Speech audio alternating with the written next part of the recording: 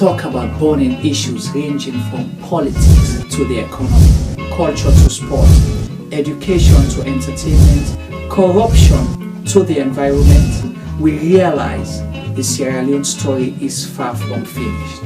So, Sierra Leone Media Production brings you Zoom In. Zoom In is the program that engages everyday people, entrepreneurs, inventors, entertainers, activists, policymakers, and politicians to discuss and debate issues relating to Sierra Leone. Zoom In digs deep into the issues and stories.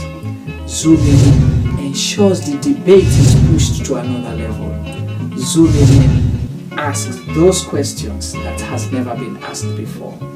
So, join us, host Chuma Band.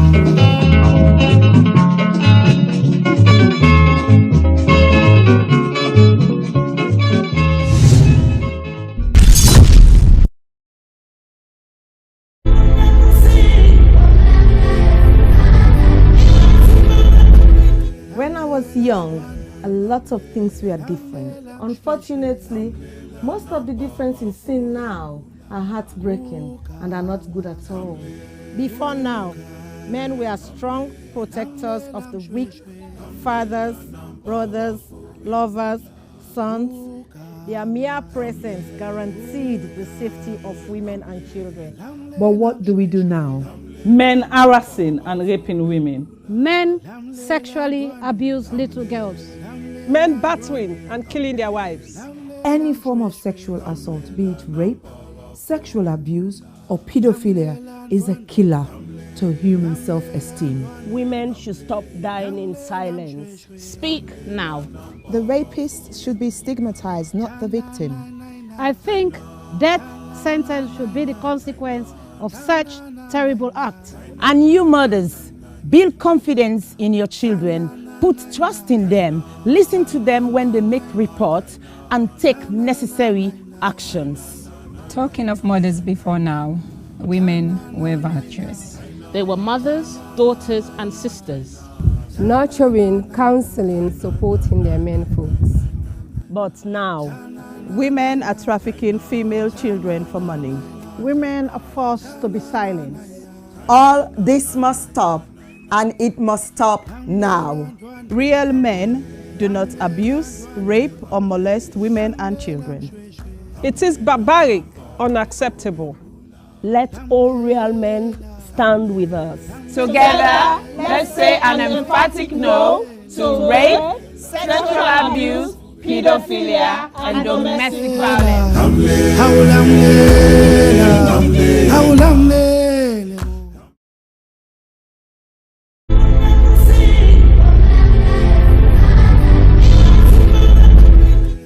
Of all the crimes committed against a person, rape is the one that leaves the person feeling very violated. A rape victim is often left with the feeling that a part of them has been torn apart.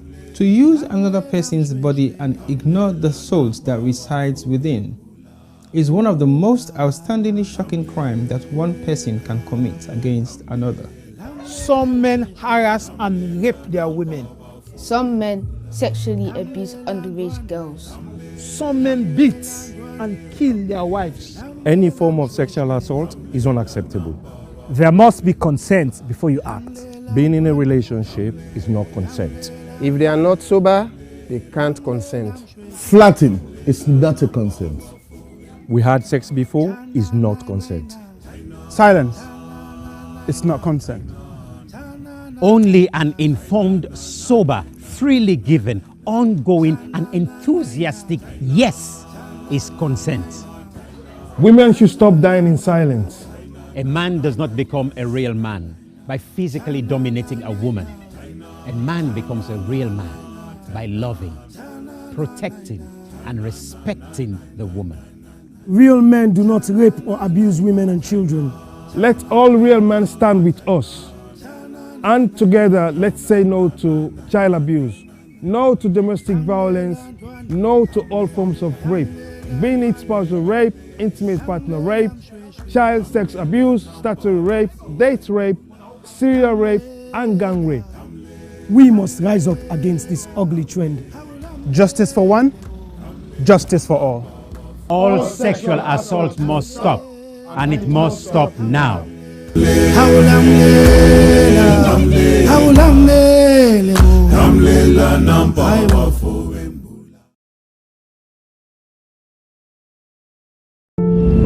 I was raped multiple times by my aunt's boyfriend when I was 6. I was repeatedly raped at the age of 8 by a close family member. I was raped at 19. I didn't speak openly about it because I was ashamed and afraid that people would judge me. I was raped at age 5 by my caregiver's husband. On June 17th, 2020, 5-year-old Khadija Sakho, a beautiful little girl from Freetown, Sierra Leone, was repeatedly raped and strangled to death, allegedly by her own cousin. Her death shocked the nation. But in truth, in this small West African country, 9 out of 10 girls experience some form of sexual violence in their lifetime. Think about that for a second. 9 out of 10. That's 90%. My name is Aisha Sase. I'm a journalist and activist. I'm joining forces with Idris Elba and other activists from across Sierra Leone to support the survivors of sexual violence with the Survivors Solidarity Fund. Please consider donating whatever you can afford. All monies raised will go to 4 local organizations currently providing free medical and legal services to survivors. 5-year-old Khadija lost her life to sexual violence. That same threat remains for millions of others. So this is also a call for you to use your voice, your power, to draw attention to an enduring culture of rape.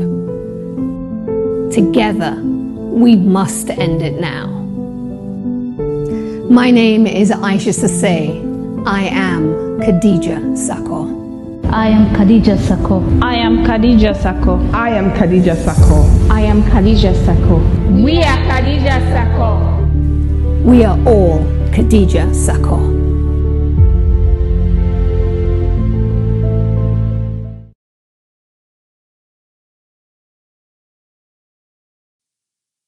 Silverstone Beats.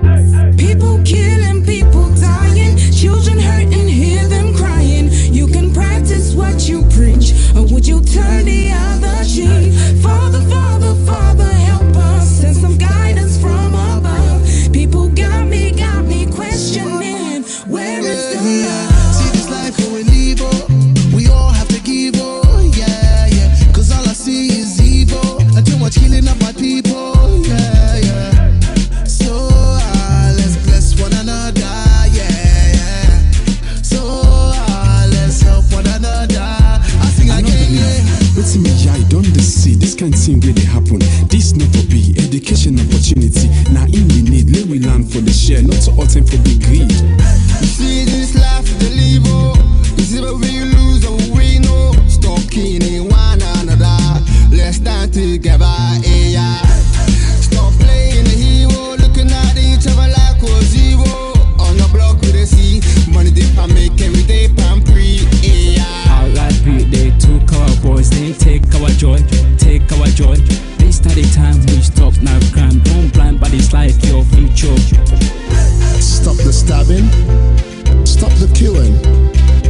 Let's love one another. Peace. Where is the I see fighting every day, I see dying every day. Why don't we help each other and pave the way for a better life, a life that we all deserve? Instead of killing each other, why don't we preserve? So you wanna be a bad man, he's gonna be a badder man. You got a big knife, he's gonna get a bigger knife. Our people suffered for years in chains. Now we turn on each other, cut for gains. For the ones that send the youth to kill themselves, you pretend to be a father figure but only care for yourself. You are nothing but the flesh of the devil. You're evil, low life on another level. Think about the mothers and the pain they go through. You don't care for these kids, they mean nothing to you. But karma only knows the boomerang maneuver. One day the green reaper will be your remover. They settle the range, ranting of Some sanctimonious food is as poetic verses, ruminate a prophecy given to a sentient dude. So I say it's as it is for you to listen and deduce the wisdom that's gonna liberate and galvanize you. Under the sun ain't nothing new, that for black on black crimes and breaking news.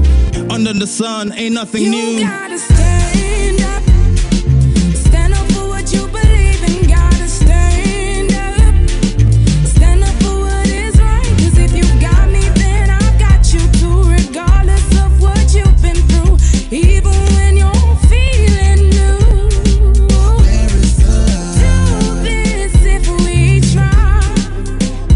There's no time to waste, no time. Together forever, whatever the weather. Us as a unit working together. See, I did not London, but me heart still at home.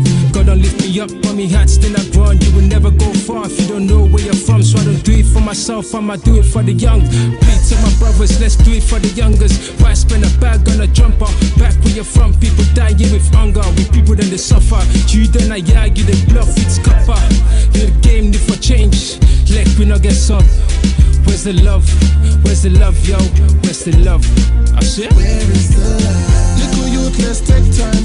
Stop all the knife and the gun crime. Think of the future, paint that picture. Get a youth in the future. Peace gonna rain on me. Peace gonna rain on me. Yeah. Let's stop the violence and come together. Get rid of knives and guns and bomb. Let's be together. With peace and love, golden hope through storm and weather. See what is going on. Where is the love? Tell me, how do you feel when you see your brothers and sisters lying down the street helplessly? And what will you do if you die today and find yourself in hell? I want to ask you this. Look inside your eyes and answer me with all the truth. Where you get whose side the love they? When I left. Boku man them get nef. If you live by the nef, you go suffer. You know get sense, you know sabi say nef not for butter. Stabbing guys, yeah that's uncool. When it comes to knives, yeah I'm anti. What happened to fighting guys with your hands, G? When you stab a man, it's not one man you stab. Just remember that you stab a whole family. People killing, people dying, children hurt and hear them crying. You can practice what you preach, or you will turn the other cheek. Father, Father, Father, help us, send some guidance from above. People got me questioning. Where is the love? Where is the love? Where is the love? Where is the love? The love, the love. Where is the love? Where is the love? Where is the love? The love, the love.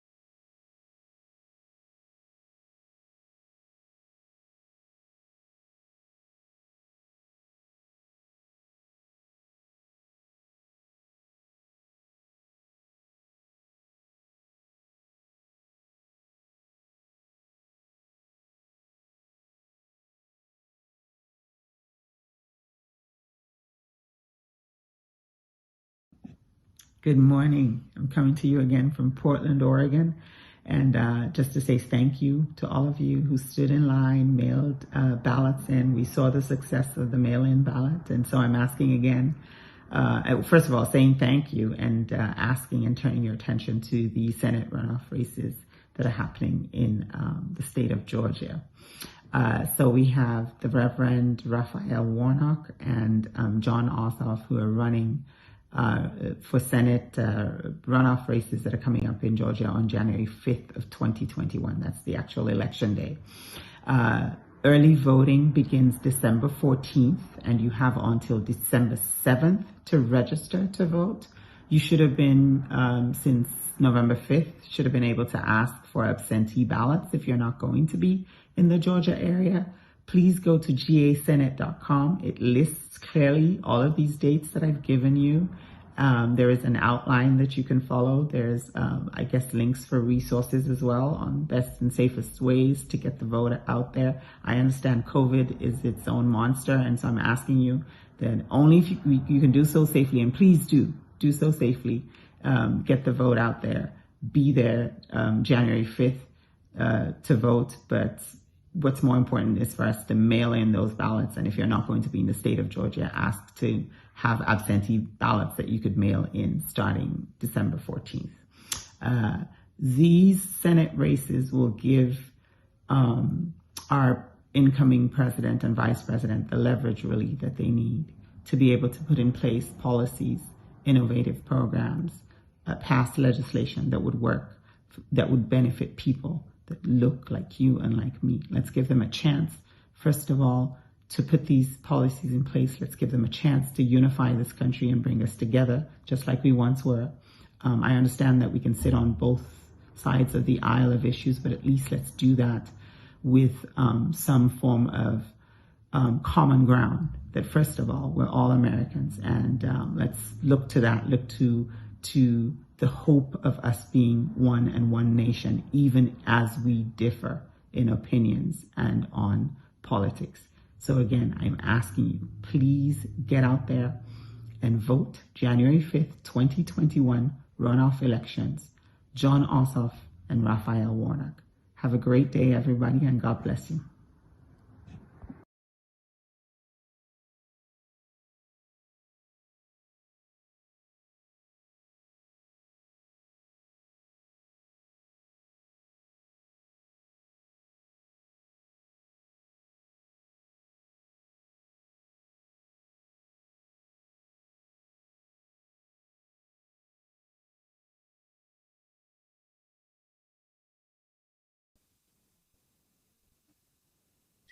Hello, good afternoon, good evening, good morning, and good night, depending on whose partner the world where you find yourself. Welcome to CIGM Media Platform. We usual Tuesday Zooming in program.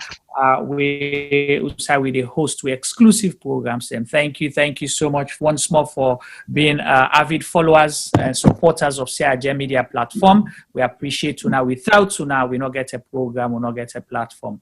But continue for engage we and let we keep pushing forward. Here now the platform, all man they get the opportunity for can talk and share their stories, and control their own narrative. We know they gag anyone I so. We will just make sure say we ask una for keep the conversation healthy. You can be passionate, send your questions and comments, so we go able to get a lively interview today. We'll get a special guest today with me. We go come talk about a whole lot of issues within Sierra Leone. But I'm going to introduce them to now shortly. I'll go to my colleague T-Boy. T-Boy, welcome. And how are you doing? And you don't recover from Saturday event?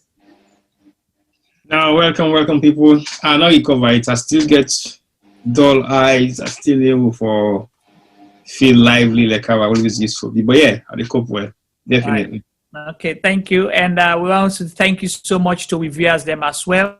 And thank you to AWOL UK for the award, giving us the online, is it Gold Broadcaster Award? T-Boy, read down for we let we see. It's online Gold Service Media Platform, COVID-19. Right. Online goes double. Right. So we're not going to achieve this one if not to una continuous participation and support. So with this award now for we all. And it just continue for help we for do it they do best, create a platform. Who's all man they can sit down and talk. We get Femi Palmer behind the scenes, of course. Today we keep him because he's not able to recover it from the Saturday event. We spend about 7 hours online. Then we can live, but before that we've been like days no sleep and not able to do much. So, but that's what we do. We enjoy what we do, and so they keep on today. T-boy say Femi don't go. Usai Femi go. We join Mau. Okay, T-boy say Femi don't go join Mau Society. So when they appear in January, una for no say na double trouble for a lot of people. So that means we have more things coming your way. Keep embracing CRGM Media. Today we guests in our studio Honorable Lahai Marah. We are the member of Parliament representing Constituency 042 na Falaba District. For some of you we not familiar, Falaba been the part of Kabbalah, but now a district on its own. We form part of the 16 district then now, and I don't know whether na northwest that or na north. But Honai will go make sure say it tell you the geographic location. But a beautiful place. I don't get an opportunity for go there, friendly people where you go there. Now, one of the best places than that you go ever. You want for visit Sierra Leone, you want for tour Sierra Leone. Freetown is not just Sierra Leone. When you go to places like Falaba, then you will appreciate what Sierra Leone has. You understand? Then get everything where you think about.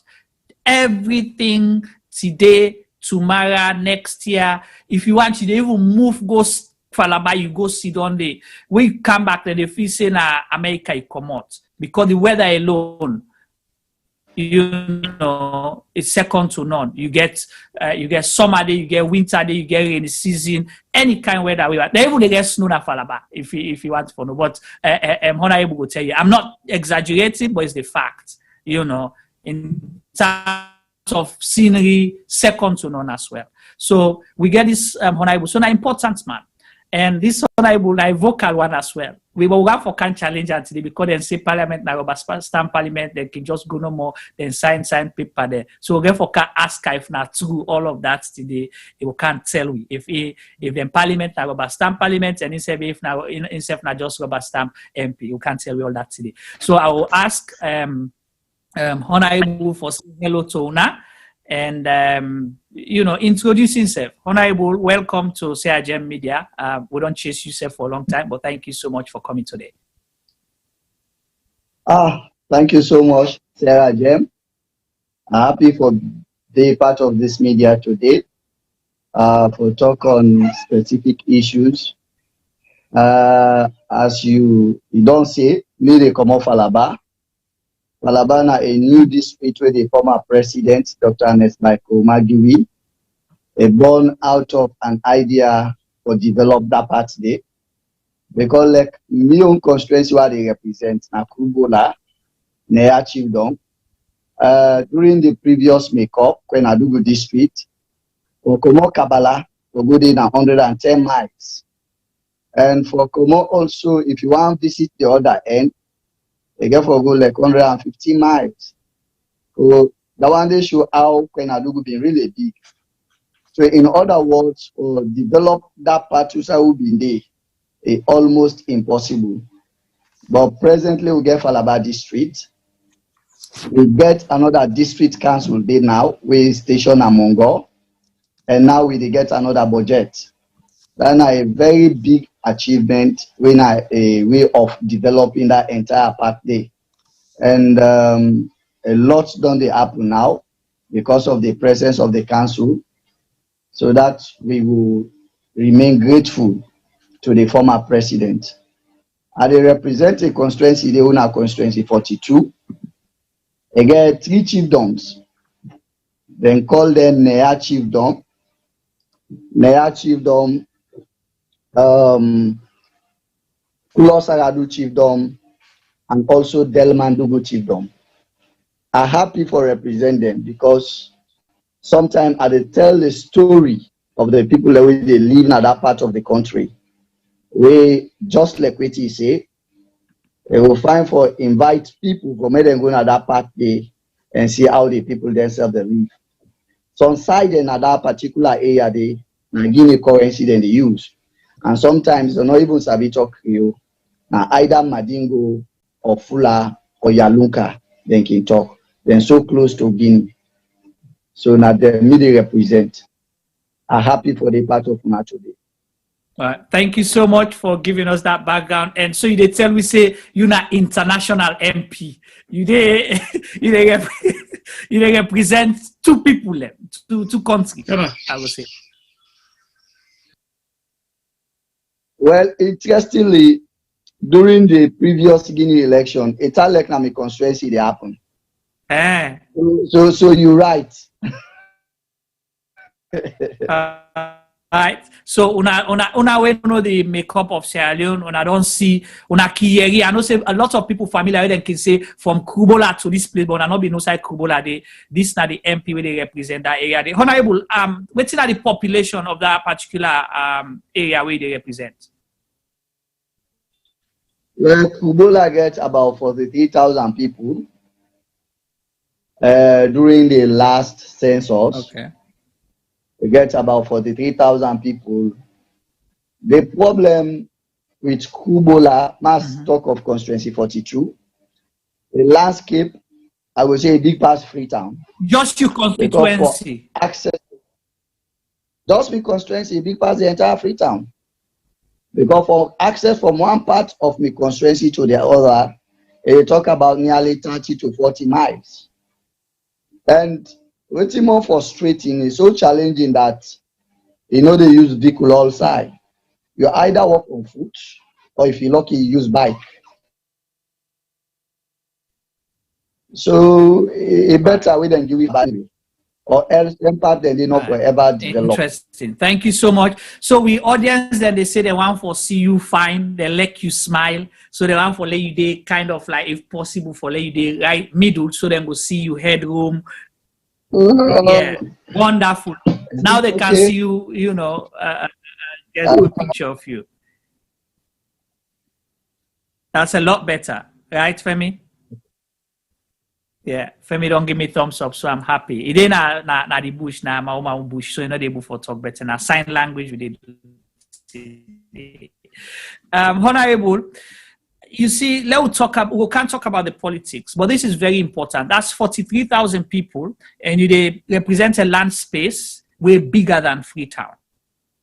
Tell me, what are the challenges as a young man? Because sometimes nobody MPs they come on their side and they old part them, this, that, you want them retired civil servants, then pensioner, they will say, you know what, like just waiting challenge you.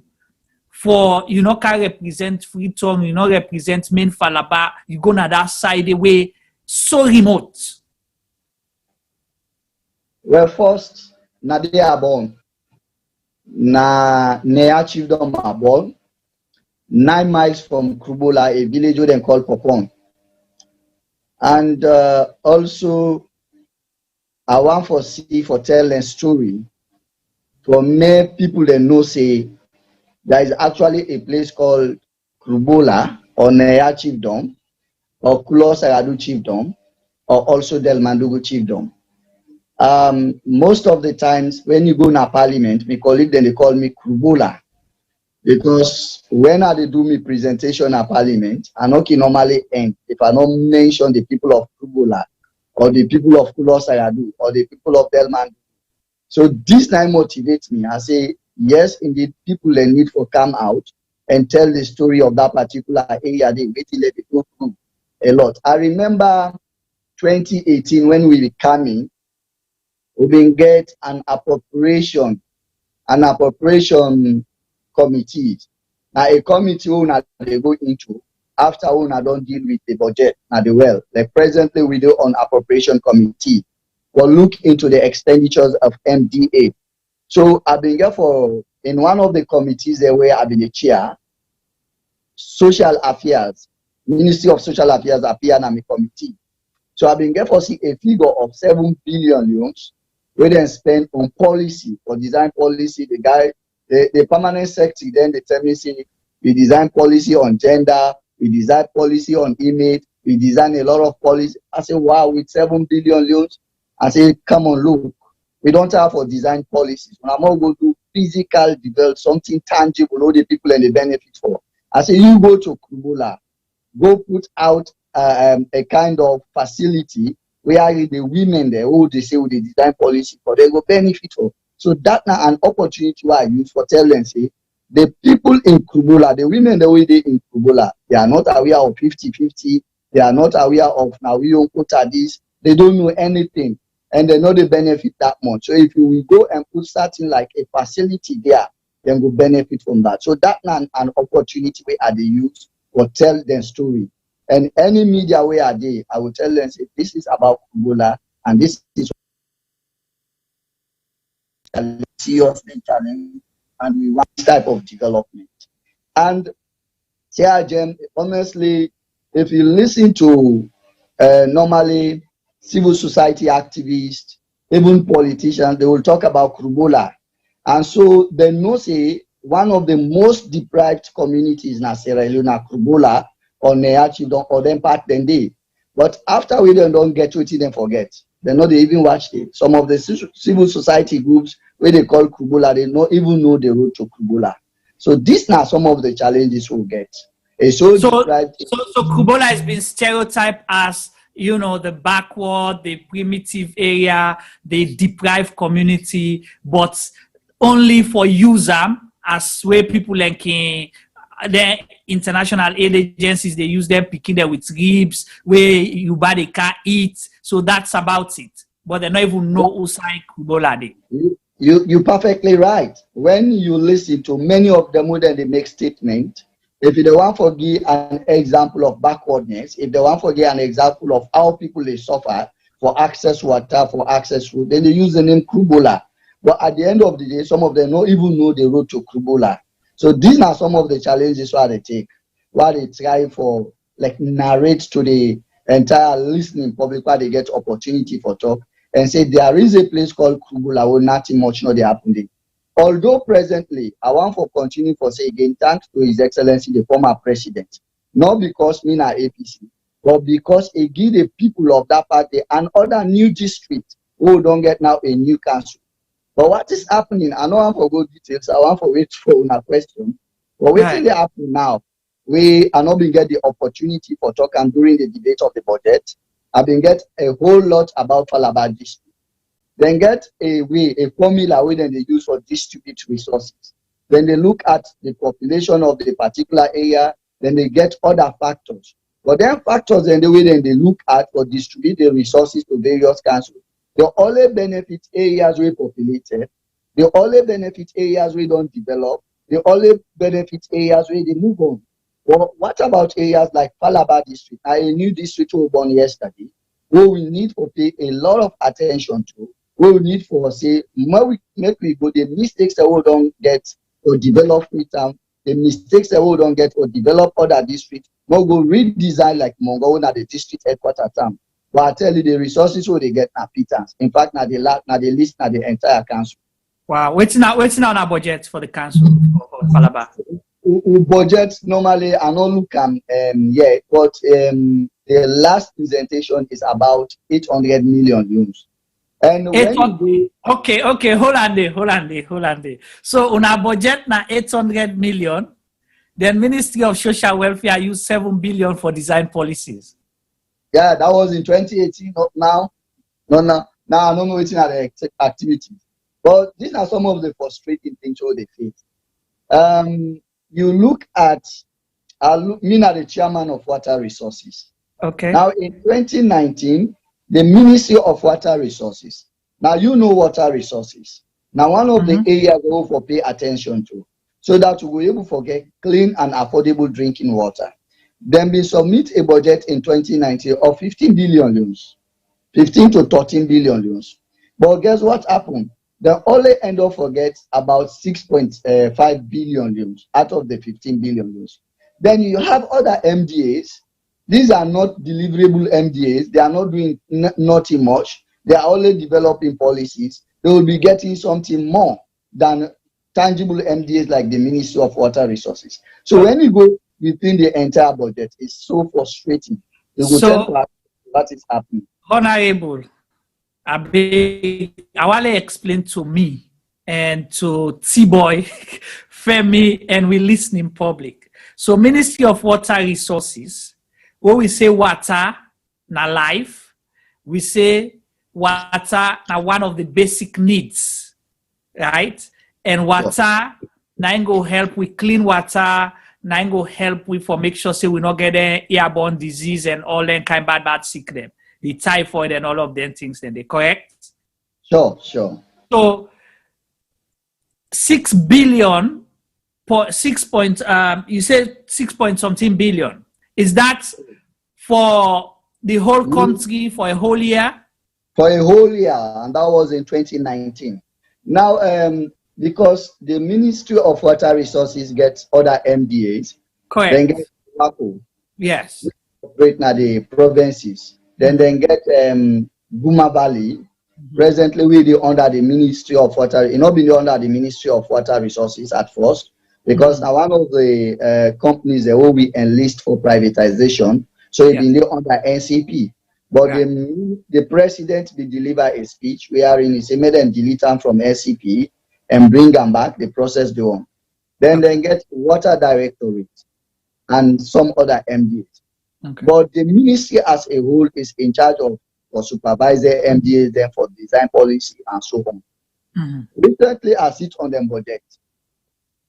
A budget of only 630 million leons for a whole ministry like the Ministry of Water Resources. So sometimes when you scrutinize different MDAs and you see what is happening, then you come to look at a ministry like Water Resources. You will ask so many questions, whether if we actually serious or transform this country. Because if we want to transform this country, what is the job of the Ministry of Political Affairs? What in the Ministry of Political Affairs you go able to tell me say they actually do in this country? Which tangible profit Ministry of Political Affairs will actually bring? I don't know, but if you give a Ministry of Political Affairs 5.4 billion, for what reason? And this 5.4 billion, now the money where they actually use in 2019, then you ask so many questions. Then you understand the dynamics where they happen in the Ministry of Finance. I think there is that kind of huge politics within the new direction government, even with regards to distributing resources. Okay. I want to hold on there first. Hold on there quick.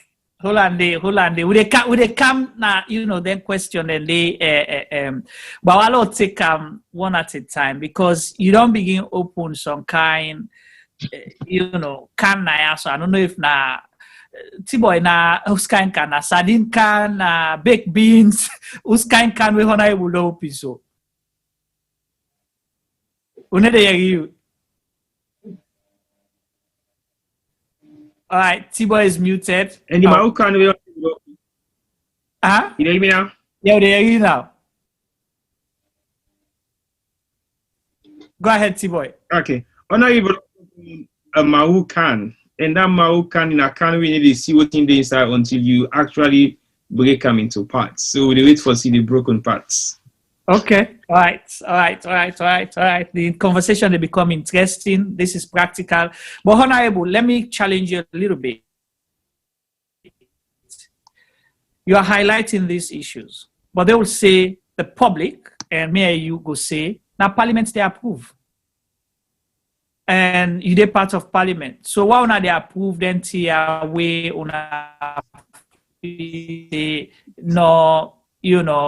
evenly distributed, wealth we're not evenly distributed, or budget we're not evenly distributed to the, for the benefit of all Sierra Leoneans. Yeah, you perfectly right. Parliament 90 approve. In fact, not only for approve, make a put her in this way where people can go understand. We get what we call the consolidated account. That's not the account where all revenue and expenditure they happen. that particular account, according to the laws, now Parliament, we don't approve certain amount of money. The ministry get the right, because we approve them with the donation of available resources, if the resources are available. So the ministry get the right for use wetin we don't approve, for use all wetin we get, or not for use all. The only right we not get are for use above them. So wetin then can do now strategically, now a particular MDA we know they in their own favor. Now for deprive that MDA they forget and little, and then they within their own powers. Wetin not they within them powers now for give them above.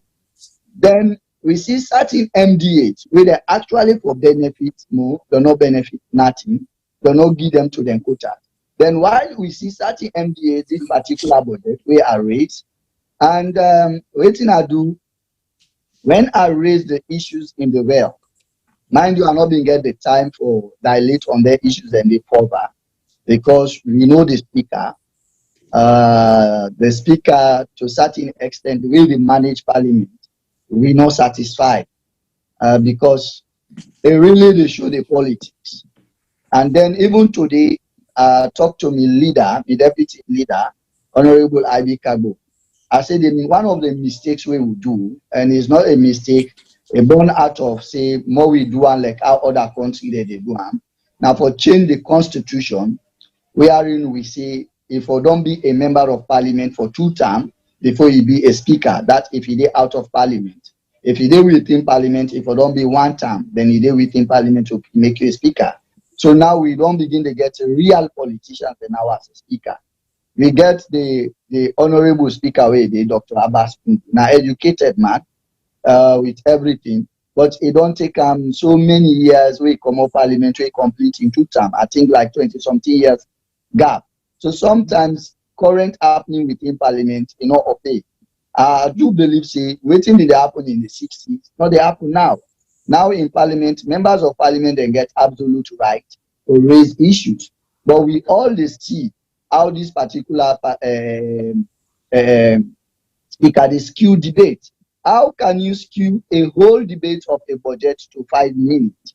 And sometimes the law actually give you the powers for debate the budget for 5 days. But waiting then can do now 3 days.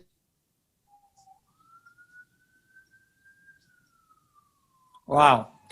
Fambulen we the listen we Honorable Lahai Marah with we it will continue for join we and to self understand the network na salon it's challenging sometimes and when I don't hear about the budget so now the budget business we they talk about so network na one issue it will join we back just now they talk to we about how resources are distributed by government resources where now the people the resources, how it's been distributed, where then they use politics for distribute resources to the people, them deprive some communities, deprive some MDAs, deprive some constituencies, them. So that's a challenge. But whilst we get Honorable Lahai for join we back, T-Boy. Yeah. I see you begin bet your finger where the conversation starts already. It's like like when you do 100-meter sprint, the way then as they fire the gun, the way it come on at the block, they make stadium all turn over. Well, to be very honest, I think the conversation, not so conversation, we for begin dwell around the constituency issues, for begin dwell around issues that we don't really that much relevance, because I believe say Honorable Maya na direct person, not like for begin to twist around and go around the corners. He wants to hit it straight on. So when you start for begin cook some, he was a bit agitated because I'm like, no, I'm not here for give you background of Falaba or Kuribola or wherever I come from. He wants to come and talk about the issues that he's actually concerned about, and some of those issues then are issues for dealing with finance in Parliament. But like himself don't highlight some of the things that if we just the end for talk before in camera freeze, now the fact say he's not been given enough opportunity to talk in Parliament.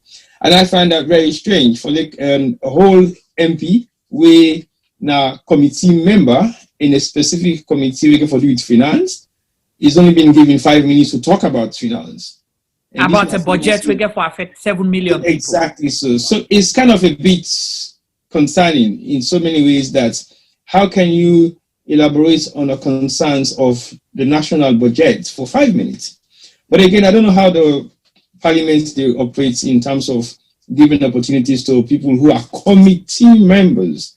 I don't know who's in charge of that power to say we can only debate this for 2 minutes, for 15 minutes, for 20 minutes. So at the end of the day, if the economy of the country is only being debated in 5 minutes from a sitting committee member, then that is where we are. Because, like you say, it takes normally a minimum of 5 days for discuss of budget. I don't think it's even small, because budget has to be discussed by the Exchequer, when the Minister of Finance.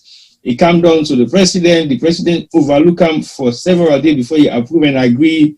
Then in take and go parliament see them for like a week or two before they come for ratify them. But if that process they get for be as short as 5 minutes for a sitting committee member, then how long it would take for make people actually eat them? We'll bring me back to the question we have been asked a couple of months ago by the committee leader for government business. Yeah, the leader of government business. Yeah, as in, are these documents actually being read by the parliamentarian? Because I don't know how you ratify something you need to them. So back to that question. So again, Honorable Maada, just to confirm and verify that to me, as far as I'm concerned, 5 minutes is not even enough to read half, like a three-page document. Well, not to just read them or analyze them, because again, one of the issues that we point out, we really push for get them on this conversation today, because for the 2019 budget, we Parliament approve, like you are in premise where set for we say, Parliament then get the key, now then get the domot. So in terms of budget, so now then they approve budgets where you carry it, you write, you bring and come to Parliament, they approve, say, okay, now this you write, you say you want for spend $3 trillion, 3 trillion leons this year, then they approve them. So you get right for spend less or exactly what they give you, but you write, you not get right for spend more than what they give you.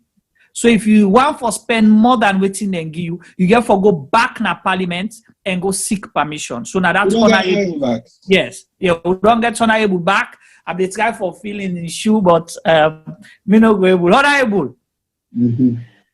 Thank you, welcome. You've been there on a stead for go and you highlight something. You talk about politics of distributing resources. So that's how we deprive communities, people, organizations, them for cripple let them not function if they're not in interest. I think that's what you were alluding to. But continue, they talk about the parliament on how una constraints they get in terms of debating or discussing issues. Because the public concern, we always blame una say una na rubber stamp parliament. Yeah. We get in parliament you get the opposition bench. Then you get the government bench. And the government bench then gets all the powers for make the parliament be effective or rubber stamp. So if you say a particular parliament for a particular period, a rubber stamp parliament means the government then don't handle the parliament in such a way where they become accountable. So waiting at the try for say here, sometimes in anything we do, they raise the issues and they tell them, say, this way they do, they wrong. And that is the role of the opposition, for able to handle the government accountable. For tell them, say, wait, they do it wrong. One of the problems we get at this country, I want for saying the bias aspect of the media. And we know what's in the happen. We all know Sierra Leoneans and we all did at this country. The media don't be politicized in such a way that they will only tell the story where they favor them.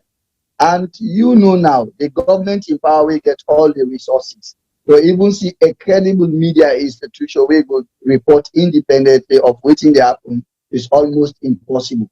You look at the SLBC, you look at the 98.1 and other media institutions, because government they give out advert and get the resources and then know how they do one. So for actually reporting the happen in parliament, it's almost impossible. Then they talk about corruption. One of the key committees in Parliament where they handle the fight of corruption now the Public Account Committee. Countries all over the world, when I mean all over, I mean all over the world, including America, including the Commonwealth Parliament, who all they follow, even Ghana, in Liberia, everywhere. Now the opposition, nine they chair the Public Account Committee, because the opposition ain't going able to handle the government without any favor. You know, now we be able to ask them to actually give account, because we believe, say, they, you know, will be, especially according to the Constitution, that 77(1)(k), wherein the government takes symbol now you and, or if party takes symbol now you and immediately you don't go out of Parliament. So for me, able for all you party in a power accountable is almost impossible, especially in Sierra Leone. But what do we do? I've been in Parliament 2012, the last 5 years of the APC rule. APC also now been the deputy speaker. And so we lost it. We stand in order that the deputy speaker will be the chairman for the Public Account Committee. But what do we do? During we own this, now being Honorable Chairman Ramadan Majuba, and now been the deputy speaker. Then we been get Quaid Yuma. Quaid Yuma now be a member of the opposition SLPP, and be the deputized chairman. But Quaid Yuma them get all the rights, all the privileges, and all the free hand to make sure say they do work with regards to that Public Account Committee day. In fact, most of the time now Quaid Yuma will see. Honorable Chairman been just provide like an oversight, yeah, supervisory kind of role, okay. And now you party, now you get right for nominate, whether for go serve in any capacity, in any committee. So when we come in this 2018, I was the deputy chairman for Public Account Committee. Because I don't understand. I want to ask you now, I don't see your name there. Yeah, I know there are any media they capture that. That tells you the kind of corruption where they happen. I was the deputy chairman for Public Account Committee, and me be not get the experience for the 5 years of being in Parliament as a member of Public Account Committee. I don't train all over the world, including UK, America, with their system in the way that they all for scrutinize the government. So me get the experience. So when we come, Honorable Senge Thomas can be the deputy speaker, and automatically you are the chairman for Public Account Committee. So I've been always the whole time, you know, this is not how you go about Public Account Committee. Public Account Committee is somehow different from other committees. And Public Account Committee, now the face of Parliament. If you say Parliament corrupt, it's not only Parliament. What is the role of the Public Account Committee? Public Account Committee now then get the sole responsibility for sit on the Auditor General's report. So then get a major role for play. Now we they see a kind of say the anti-corruption, they deal with the Auditor General's report, not the anti-corruption rule that one. But now because of the lack of for handle effectively the Auditor General's report by Parliament, by the Public Account Committee, and make we see like the anti-corruption they intervene in that respect. You know what's happened in Parliament? No. They remove the common at the Public Account Committee. Why? In fact, well, just being myself, Honorable Lahai Marah, and just because I know how to ask the government accountable. Is it because you are from Kubola? Well, maybe it's not going to be the case, but I want to say, because now make us say this is very serious. You know, one for use the opportunity, I for tell more waiting they happen. Because they say, I don't media, they know they go into details. You know waiting they happen, they threaten you, then they intimidate you, so they are afraid. Even me belonging to myself for 2 days. But sometimes I don't mind as long as you stand for the truth. Let it just be the truth. Right. Then pull me as deputy chairman for Public Account Committee. I get the letter with the clerk of Parliament writes me. And you guess what? Who is now the deputy chairman for Public Account Committee? Tell me. NGC with only 4 membership in Parliament. Oh, wow. Are we actually serious? NGC not get the capacity, do not get the energy, do not get the zest for all these government accountable. Where are their numbers? You compare to APC. In fact, this time around, me the leader of the opposition, Una Chernova, nominates me again for go serve there as a member. They reject me again, say we don't want you in the Public Account Committee. So sometimes some of who know, when we see this government, they talk about fighting corruption, we can nearly cry. Because the people don't know how serious or how serious the government actually is in fighting corruption. So these are some of the means.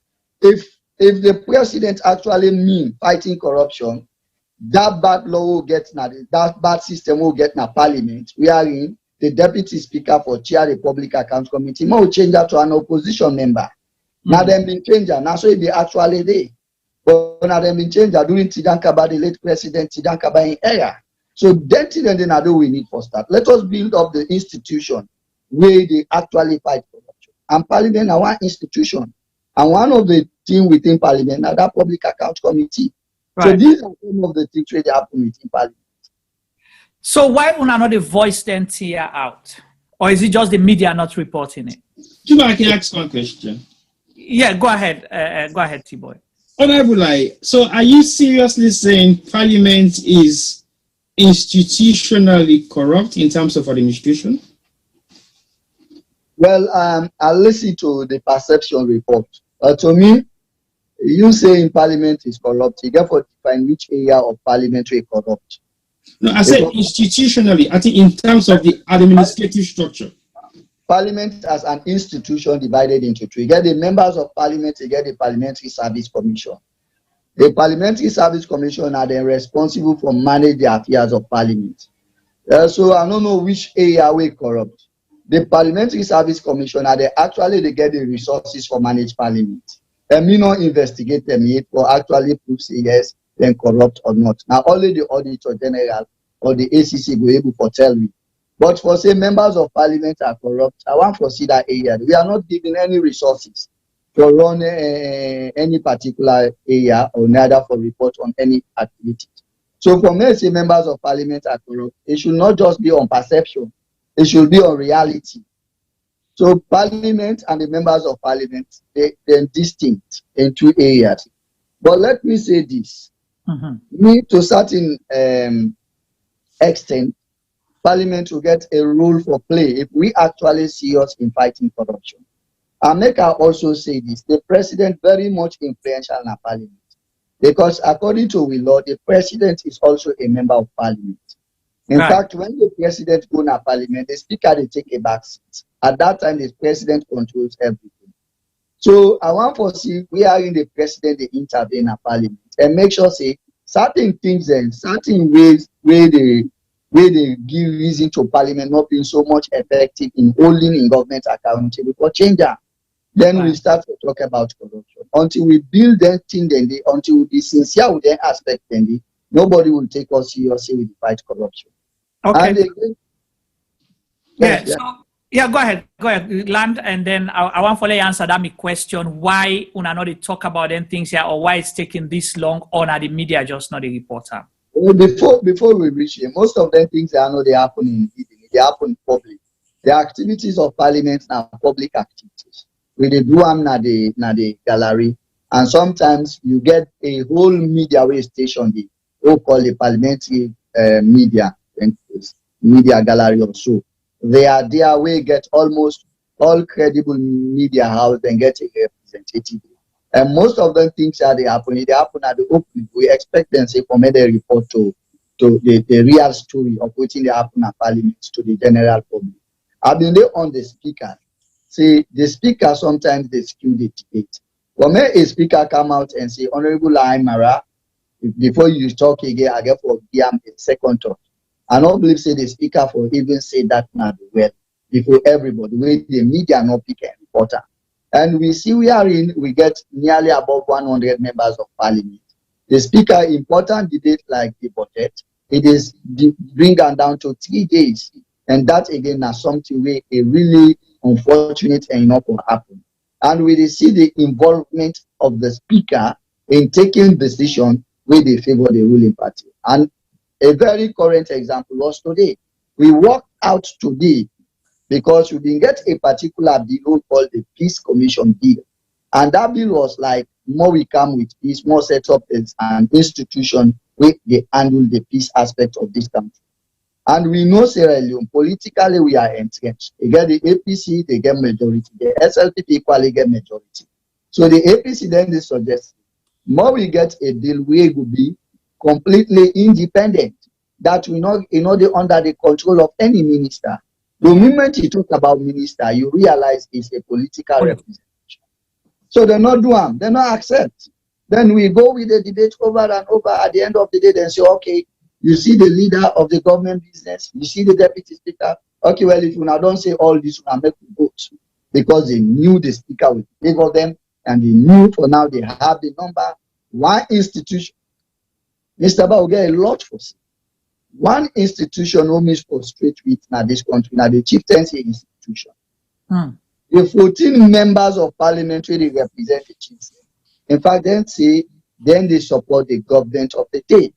So automatically with your number, you get the 14 parliament chiefs. They will never argue, they'll not go debate, they'll not go say anything. They say waiting the government say. So how can you be in parliament without notion say we are supporting the government of the day? So because they have the number, they have the resources, they have the powers to distribute committees, again, members of other smaller parties, they go run after them for committees and so on. Then go say, "Una more votes." And then we say, we know we vote on this kind of thing. When I say they form a peace commission, make it be completely independent. The speaker, they support them. And we really want to foresee a situation wherein the speaker, if not completely independent, but at least 30 or 40% independent. And we get the thought of the ordinary Sierra Leonean, we don't understand how parliament works. Say, APC MPs, you people are not doing anything. And sometimes we can laugh. But pass an ordinary bill requires simple majority. So with simple majority, the SLP do have a say. And mind you, strategically, because of the one for the all length there, they remove 11 members of parliament and replace them with SLP MPs. So sometimes people don't know they think of all them things that are say in the happen between all them frustration. Because we don't see even, key party stakeholders, APC party stakeholders coming out and lambasting APC members of parliament. So now they do nothing at all. Una just did it, they don't buy una, the government don't put una in their pocket, una just did it no more for. How does that make you feel as an MP? And well, sometimes it's sad, because if you say they don't buy we, they don't go na the well, they don't pitch we, then impose a speaker of which we not participate for vote. Then go na the well and beat we, then get the deputy speaker. And now one of the processes that they explain, forget anything being passed, now just simple majority, not to 2/3. For me get a bill, now simple majority, not to 2/3. For me get the budget, it will raise all the issues at the end of the day, say more votes. I just explained you the dynamism in parliament. We are then get the new members, then get the parliament, then a constant routine where they support the government of the day. Then you get the junior MPs, the minority MPs, political parties like the C4C and the NGC, where sometimes they get the gut for say no, we they against this, then we'll vote in favor of them. So if you see another APC president, now we APC MPs, they know they do nothing. We sometimes frown at them. We look them, we see them say they are novice in terms of parliamentary practices or how parliament they work. And sometimes they know they even ask questions. Well, that again can boil around the internal politics. We get a leader of opposition. We know how strong, how strategic in terms of real internal politics concern. So no matter what somebody like that one they do in political opponent and internally intent or, but really, me, I want to commend the APC members of parliament, the junior MPs in particular. They are highly supportive. We not get any situation where they say today we are going to work out. You see one MP where they betray me. We not get no MPs where they betray me in support of the SLPP. So that might be a very big achievement where we leadership don't provide. So for say the APC MPs are not doing anything now, just an understatement who don't decide for it now. Right. So before I can go now to the main thing, the finance and the budget, let's just clarify one internal political issues here, an issue where you mentioned. You talk about the internal political dynamics within the APC. I want to ask, is to the best of your knowledge, is Parliament, the APC parliamentarians, them, and the parliamentary leadership of the APC, una they consult, una they do certain issues them or debate, una they two party lines, una they consult with them and get their approval on certain things, or una just they on una own, na corner, una they do una own thing. Then, because I tried to ask Honorable Ramadan Majuba this question a few weeks back, but I think say because the leader is trying for politically balance the question. So I want to see if I will be lucky with you. No, me. You're muted, sir. Go ahead. Me not a possible for answer because me not a senior member of parliament, and therefore I also involved in the activities of real leadership in parliament because of my experience where I get in parliament more of seniority. That respected it. We will not ever get any major documents we will not send for the input of any stakeholders, not only within the party, but any outside stakeholders. In fact, sometimes we leaders also get experience that they say no, a particular bill will more wait, more listen to waiting the public, they say more get their input. So if we wait for the public, we must get reason for wait for real stakeholders internally.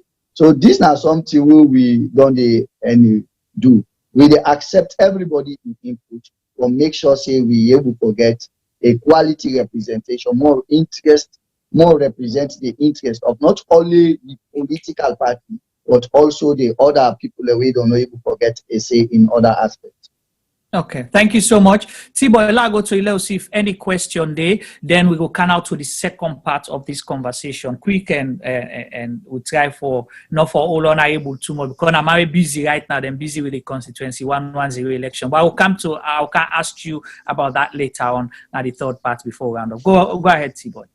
Well, I don't listen to the conversation keenly, and I get a few questions, then we come, but we don't get much on the chat group. The chat group, they're just making comments, and then I'm endorsing most of what Honorable Marah said. But the two questions where I get, one, the person still mentioned the idea of parliament corrupt. He say, in pick up on Honorable in statement, say, if we parliamentarians are sincere enough, and the question say, what in our sincerity? If you look at the meaning of sincerity, it gets a lot to do with honesty and then stuff in there. So it asks whether not to corrupt in terms of financial corruption, you try for highlights. We have been try for ask earlier on. So I want to know if Honorable can elaborate a little bit more on that sincerity of parliamentarians in terms of the activities of the well itself. Then also the other person, they say, it see you frustration in parliament, and you just want to know whether you really intend for be a politician, because at the moment everything that you stand for is not really working. Why are you still a politician? So those are the two questions from the other area. Yeah, and another question we come in actually now something we touch on. We talk about the chieftaincy. It says, so why do we still have them in parliament, and why we forgive them opportunity for votes if Nadal lined it and they took all the time, so that's the question. Then somebody of course make a comment, say no separation of powers. The president influence every sector, and yet they are singing of fighting corruption. Fighting corruption where there is conflict of interest, the game of the Dubi and Doba, the opposition voices are trying, but government is on its own. So then a comment, then somebody ask about the chieftaincy. So I want to let you comment on then questions, then they quick, then we will go to the second part.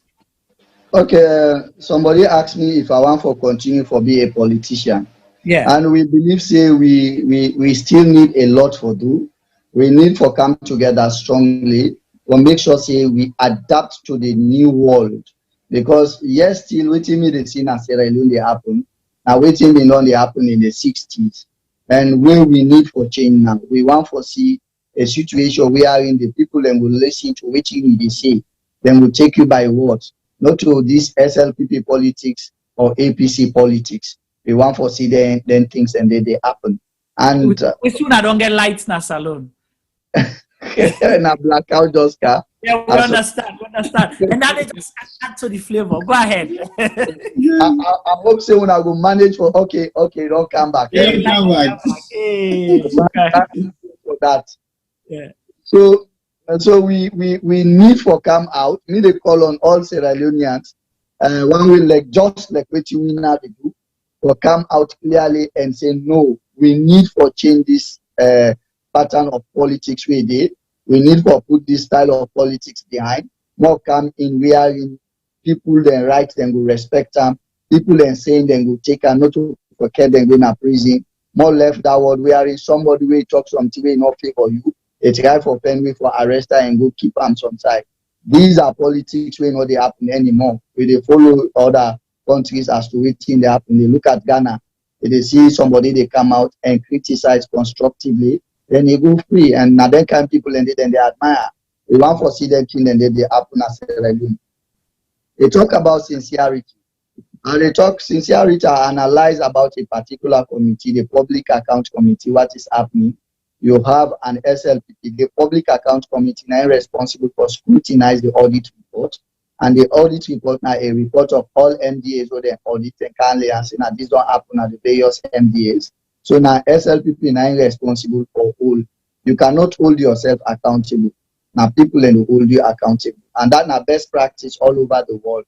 The opposition and they chair the Public Account Committee. And what is more frustrating, you go take an NGC person, you go make her a deputy chairman of Public Account Committee. So waiting at the corruption way they fight, or you tell me how sincere are we in fighting this particular corruption? The chieftaincy, me now want me come up from a ruling house, na near chiefdom. But the honest reality is, we need to come back and reform the entire chieftaincy issues. They don't become highly political. Who the contest now then chiefdoms then they will know. If they see a paramount chief, they go either wear an SLPP jacket or you take an SLPP hat or an APC hat. It can play against a particular MP. It's in this policy I want. So that area of chieftaincy not being political until we get for come back and overhaul the entire system and say no, this not to this we know enough for. Then if you don't come as parliament for that represent the chieftaincy, I believe say if we bring insanity, not to a system wherein the talk say now the government of the day we they support. You know, now make we frustrated with the one for say or pull councillors from political aspect to somehow independent. Would they see parliament then they support the government of the day. So if you take councillors from political aspect, what do they do? Everywhere, now the entire country say we they support the government of the day. At the end of the day, then go even tell you say if you not go campaign for we know they give you development. Right. And considering the Sierra Leone, you know. So these are some of the stuff, some of the dirty politics that we get for cleaning up. Right. So definitely next week, hopefully, we're going to be discussing this decentralization policy where they want to come up with and look at the pros and cons. What does it mean for Sierra Leone? Is it in our best interest or not? Honorable Lahai, let's come now to the, meat na the bone. You talk na parliament, say, government overspent by 3.7 trillion leons in 2019. I know if I get them correct because we see different things, audios, different write-up in social media. Is that true?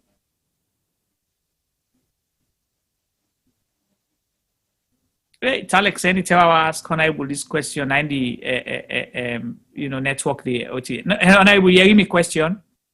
Go over again, please. Yeah. So my question was, I say, according to social media, reports, the audios as well as write-up we see that in Parliament during that 5-minute slot with them in give you say government the 2019 budget they overspend or they not account for 3.7 trillion leons.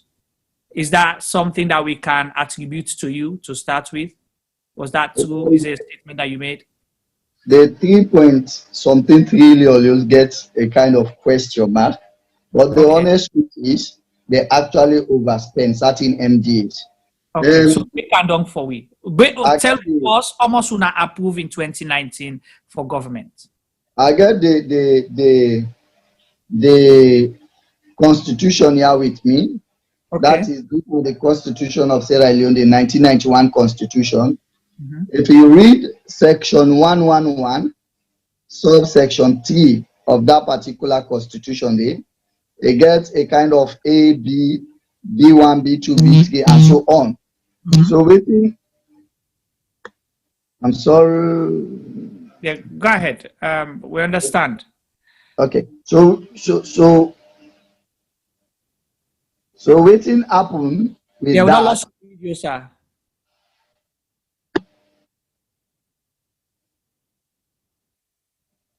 All right. Okay.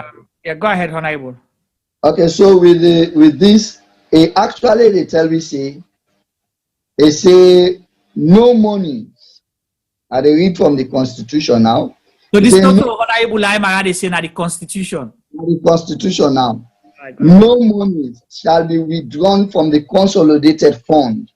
They say except the bill to meet expenditure that is charged upon fund by this Constitution or by an act of Parliament. That simply means enough of will take money if they act, if we not pass an act in Parliament where they authorize you to do so. Another one say where the issue of those monies has been authorized by one, an appropriation act. An appropriation act now a bill where they accompany the budget.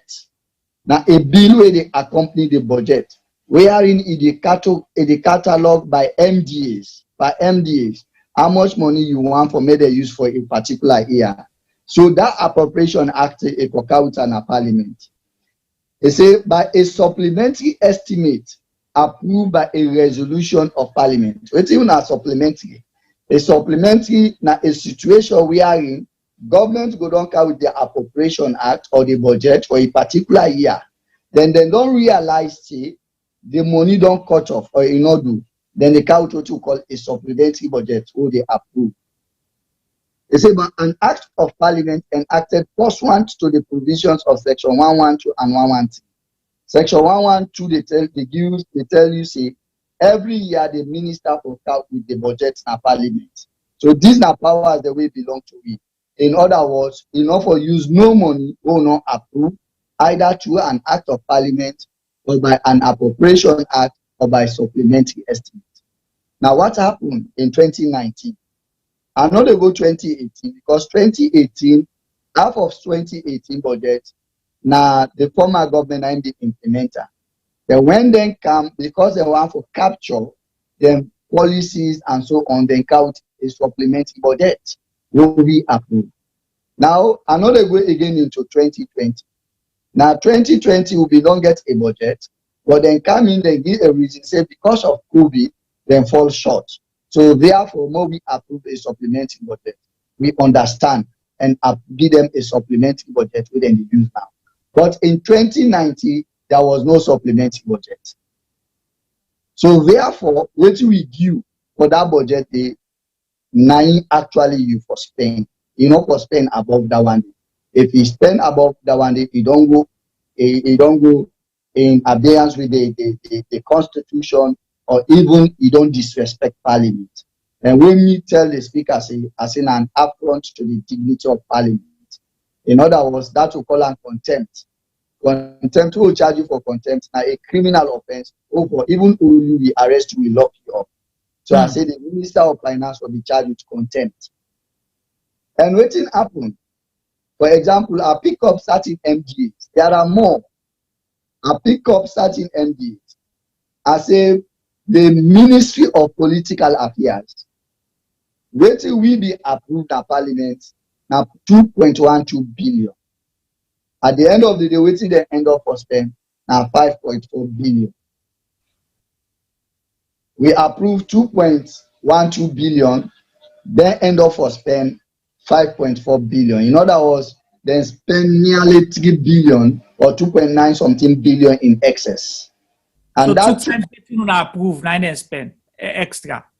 Yes, and that particular expenditure in an unauthorized expenditure, where the speaker need for charge them for camp. Now, when I've been raised this issue in Parliament, the chairman for the finance committee tell the speaker, say, if the honorable member not say it correct, may he wait during the sub-appropriation committee. Because when we don't debate the budget, we go into various committees. We they ask them now how we spend our previous money we give una before we approve the. Those are all protocols we just follow. So I make sure say I follow each of the MDAs they are. And waiting I found out, they all accept say yes, not true. And some of them so all the MDAs there where you highlight accept say they overspend. Sure, they all accept. Okay. And I make sure say I collect them all the documents. Wonder why. In fact, it's so frustrating. Sometimes the Ministry of Finance they give a particular figure. When they can they give another different figure where they above the Ministry of Finance the figure. So I really don't know what the Ministry of Finance they do in terms of consolidating the expenditure for me and give the actual information. And Honorable, just to clarify for we people where they view, if you say even the MDAs then figures, they contradict what the Ministry of Finance they say. Now, would they disburse the funds to the MDAs also? Now the Ministry of Finance. So how comes Ministry of Finance gets different record? Because if you collect money, now the consolidated fund they go correct, and you don't get for spend nothing where Ministry of Finance not approve. Sure. Right. So how you able to explain this to me and the ordinary man and the law understand what's in the happen exactly? As I don't explain, starting from the Constitution, the process and the procedure for following. Now, like for example, this Ministry of Political Affairs, na the chairman na an NDC person. I'm not being able to witness them, but I will meet them. For me, he give me the details. Now, according to him, he said they accept, say yes, they spend in excess of waiting Parliament approve. And they write the Minister of Finance for say they need XYZ amount for prepare for where the president they go all over the country so that they will go prepare for in visitation. So now you lead for make them expend that kind of money there. That now the honorable chairperson will chair this particular waiting he tell me. Because I'm so curious that I've been here for follow all waiting I say. In other MDAs, Mr. Self-witness and I sit and ask questions and they accept. Like the office of the chief minister, in fact, in waiting happened yesterday, thank God, thankfully, I didn't at the finance committee, so they appear under the finance committee for scrutiny. So I put them to them and they accept. In fact, there is slight changes. Now the figure again, we then give to waiting the Minister of Finance provide. Because the Minister of Finance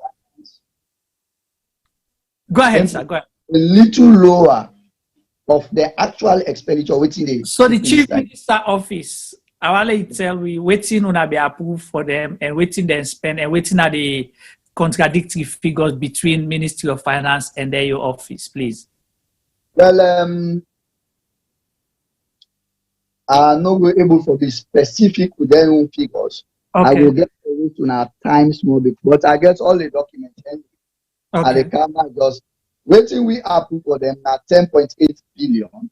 I'm not being taken important because I see like the materiality concept, then just spend 10.9 billion. But wait to make a focus on her now the 9 point something billion where I go see now the document. So in other words, and the PS accepted.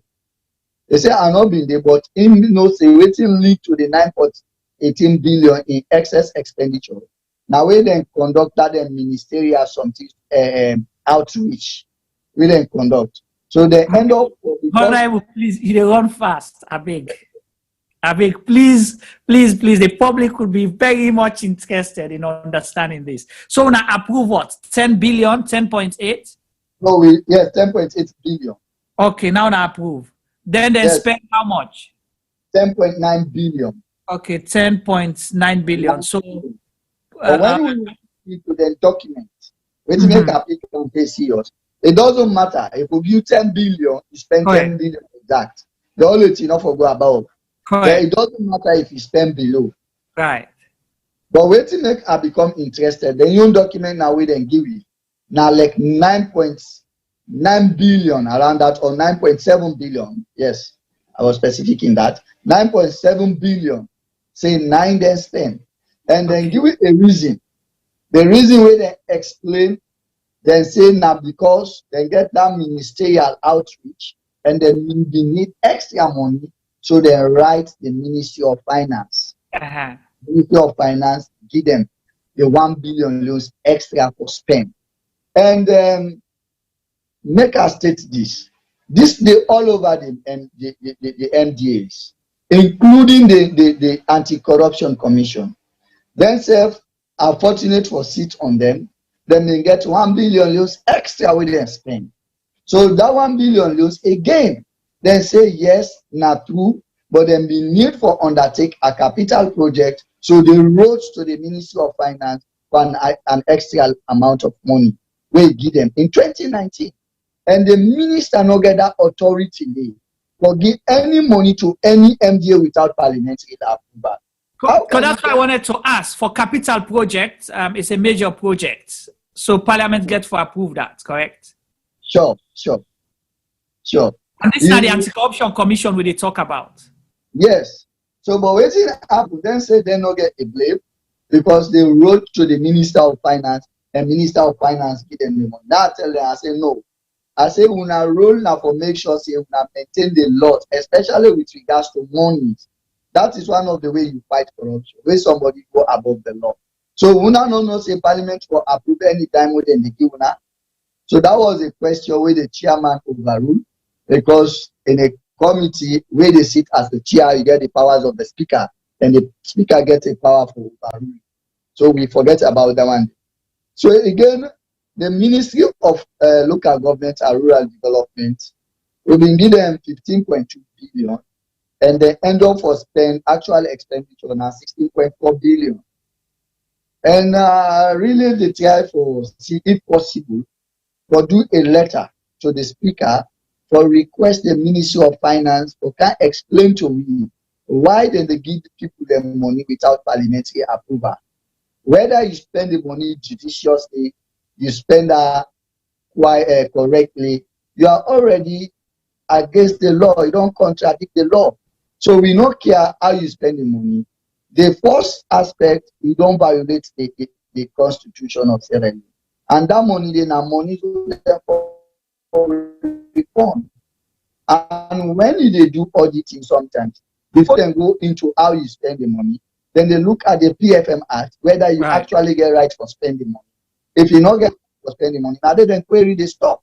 Say you don't take so money, where you don't supposed to take that. So in other words, Ministry of Finance don't disburse their money there to various MDAs where they not get right for disburse.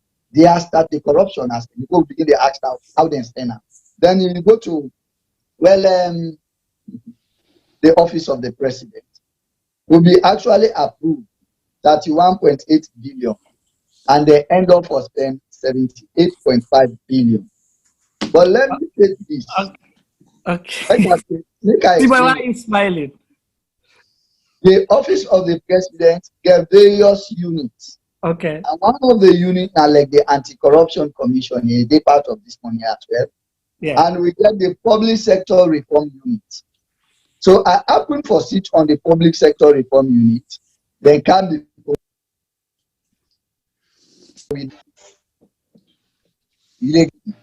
yeah, we get you now. Go ahead. I happen for seats on the Public Sector Reform Unit where they under the office of the president, and they come before me. So again, I asked them, and they accepted that yes, indeed, they expended 2 billion loans extra more than what we allocate to them. These are reality, they accept. And then they give reason, say they wrote to the Ministry of Finance, and the Ministry of Finance give them extra 2 billion loans. And the law is clear. The consolidated account, now we get them. The ministry not get any right for going into the consolidated account without parliamentary approval. So that is why I read the Constitution before we start. It's very much clear. And within that one day, and the Ministry of Finance back appeared to me. And this is now something we will take long with debate. But you know, NIMEC insist, say, you cannot ask yourself accountable. Now somebody for come ask you for the accountable. The chairman of the finance committee, an SLPP member, Honorable Kaisamba. So when we be the debate on the Ministry of Finance, it's like me and them argue back and front. But may they explain why the Ministry of Finance themselves serve as a ministry, expend such a huge money. The office of the FSA, now 17 billion we approve. Not the financial secretary. The financial secretary. Like the permanent secretary for the Ministry of Finance. So that 17 billion we actually.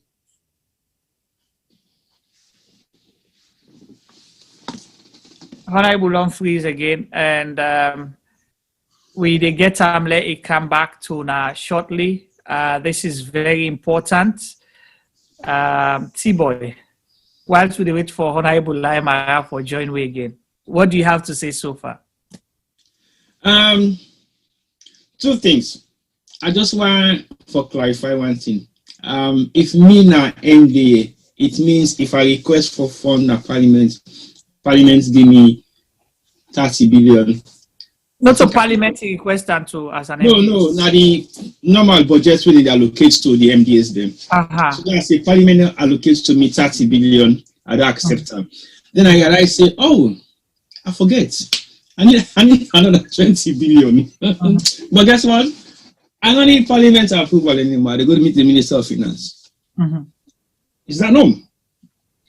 No, well, again, the process was the MDA not they go direct to Parliament and request. Then all the carry request go to Ministry of Finance, and Ministry of Finance they go as a budget. Then carry and go say Parliament for run government, the ministries, the MDAs, the agencies. Them now this we think say we need for 2021 for run government. I know.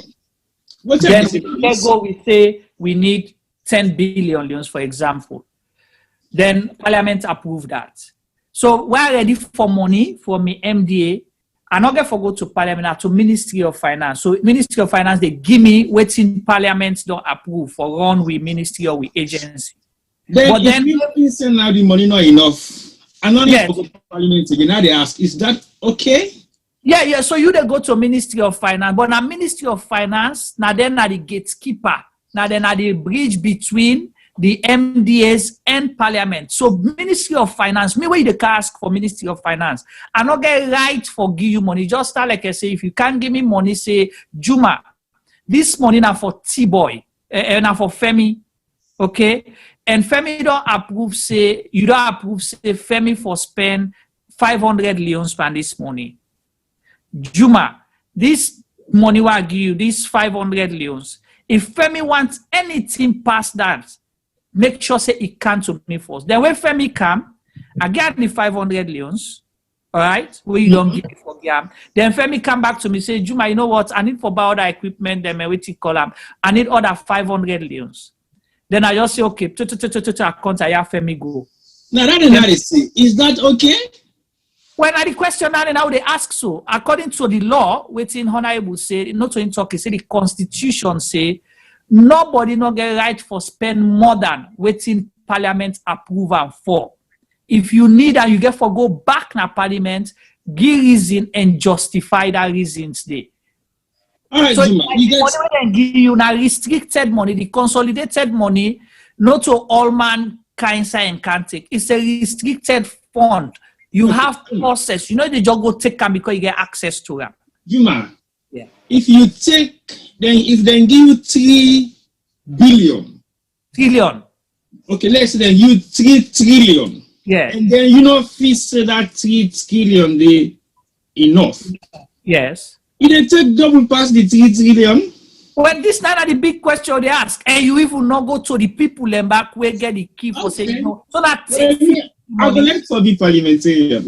No, not to parliament. Well, if you be parliamentarian, don't suffer. Say no, what you make as I would like to be parliamentarian because some of these issues they also really talk about so now life and death issue because these are some of the reasons why we they still come to the West and ask for fund when we did totally overuse the resources we get for the wrong reason. Because if I go take tampon and I say tampon I for buy suits and the suits not do, I can take 30 pound. Wow. I rest my case. Well, rest your case. The go back to Honorable. Honorable, welcome back. You shocktalize me. You don't shocktalize me. You don't make them confused. Like it's more the only shocktalize me because I don't understand. But it is very serious, sir. Go ahead. Let you complete. You been to Ministry of Finance, the financial sector. You say on approve 17 billion or something like that. The financial sector in office. Yeah, the financial sector in office we approve 17 billion. Then waiting there in end up for spend na 39 billion. Yeah. And luckily for we, they appear before we now Parliament, and we ask why. We ask the questions why. Why we now for like spend the amount of money there? As I say earlier, I say you know we able to ask yourself accounting. Now only an opposition now be able to ask you accounting. So the chairman of the finance committee, Honorable Kai Samba from Kenema, so he been there for intervene and say in overrule. So you know for ask that question. Yeah, he overruling this because we and the ministry we take like almost 30 minutes and able to provide answers. Because they actually accept yes, they spend the money, but now on certain project we happen. Then now based on that make them actually spend the money. Then me being for say no, whether a project come after una budget, I make you give una room. Una do in the form of supplementary budget. Una count and a parliament look at we approve. Una do in the sort of more do una the right, but we not give una the right just because of. It's like I will really explain this now. I get me room. Now I keep the money. I say I will let you keep, but not go there and no. So the enemy now just they enter and they take any way feel for it. I say no, it's undone. And this now like una already don't commit against the Constitution. And we as Parliament need to ask that we hold the Ministry of Finance accountable for make them explain all the things that will happen. And I stand by me was every bit where they talk here, I get fact and I get document to be protect. Because the lucky part of it all, at the end of the day, they get for come to Parliament with all them documents there, for accountable and before we, and we they scrutinize them now at the document we they submit to me. And I get even the document of the Ministry of Finance, where they state themselves. Say yes, now this money will not approve, now this will end up for it. So this now serious matter. In fact, I don't get the details of foreign affairs. Now the Ministry of Foreign Affairs, in one of the MDAs there, when I don't know how I put them. You are managed like put allow understand. According to the budget we are get, we actually approved something like 49 billion. If I get time, I get the document now. 49 billion for made and spend. The waiting ministry give now 64 billion around that. Now they end up for take instead of 49. But you guess what happened? When we go through the document, Now 89 billion expenditure then go through. So it's like spend 40 billion in excess. So I was like, waiting happen. The same again, they accepted, yes, we end up spending more because we've been careful undertake new projects. So we wrote the Ministry of Finance, and the Ministry of Finance allocate this money to me. So really, I they bring them in there out because I want Sierra Leoneans them for make them follow. For more we actually help the president. The president might be sincere. I repeat, the president might be sincere. And make I borrow the words of my leader of opposition, Chairman Maduba. They say the president is just an individual. We the people now we get for help the president. And in helping the president, we get for request to the Ministry of Finance. Why then they use them so much money there? In fact, if you go through the budget, I already for challenge them budget. In fact, I even make a statement say the budget not complete. Because we get what we call the budget profile. And in that budget profile, I get certain MDAs there where they're not ready. The budget profile actually they show how many each MDA is used, how much they want for give there at the end of it. Then at the back of the budget. One are like neck. In this 2021 budget, NEC is omitted. Another one. So NEC not get budget now the 2021 budget. We not go say not get budget, but this is the budget we then submit. These are the budget speech. At the back of this budget speech, something like this, we forget all MDAs waiting and use actually use 2019 and waiting and don't use so far in this 2020 and waiting they expect them for use in 2021. So all MDAs will able to get the information. So I want for compare for NEC. I will watch now this profile, NEC know the NRA, very very serious and very huge. And I want for see actually how much NRA end up for spend after we don't give NRA 90 billion. NRA actually nodding at this particular profile. So and NRA now one like we say now the revenue collection agency and the budget forget for put there under. They forget for put them within the budget profile. They might then at the Appropriation Act, we not that much serious if the Appropriation Act capture them. But again, this budget speech will the debate too. If we give a full information and we get a particular section at the Constitution where say if you submit an incomplete document to Parliament, we will charge you for contempt. So I've been suggest to the speakers, I say we will charge the particular Ministry of Finance for contempt because this budget they submit to be not complete. Apart from the over expenditure the way they're done. So we really need to help the president. And me believe saying that they do. For we are in the president don't say is sincere in fighting corruption. The president don't call on all Sierra Leoneans for more join in fighting corruption. And I believe say every Sierra Leonean for answer to the call of president for all them people that are waiting in authority. They say Mr. Bameka make this thing very much clear. When they run after politicians, they for nothing. Sometimes those permanent sectors, and then they control the budget of this country. Those directors, and then they control the resources of this country. The directors then they can take billions, they go sit down with and quiet. But because they are not politicians, nobody no go run after them. So more we actually come out as Sierra Leonean, but say yes, if the president is actually saying let us fight corruption, some of we ready now for join the president. And that is why when the Anti-Corruption Commission came to me, then facing me yesterday in a Parliament, I've been so anxious for no if the Anti-Corruption Commission themselves are committed in fighting corruption.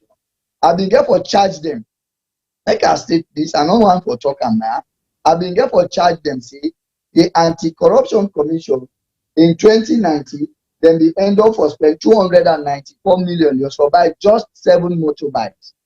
Now within the 294 million for buy 7 motorbike.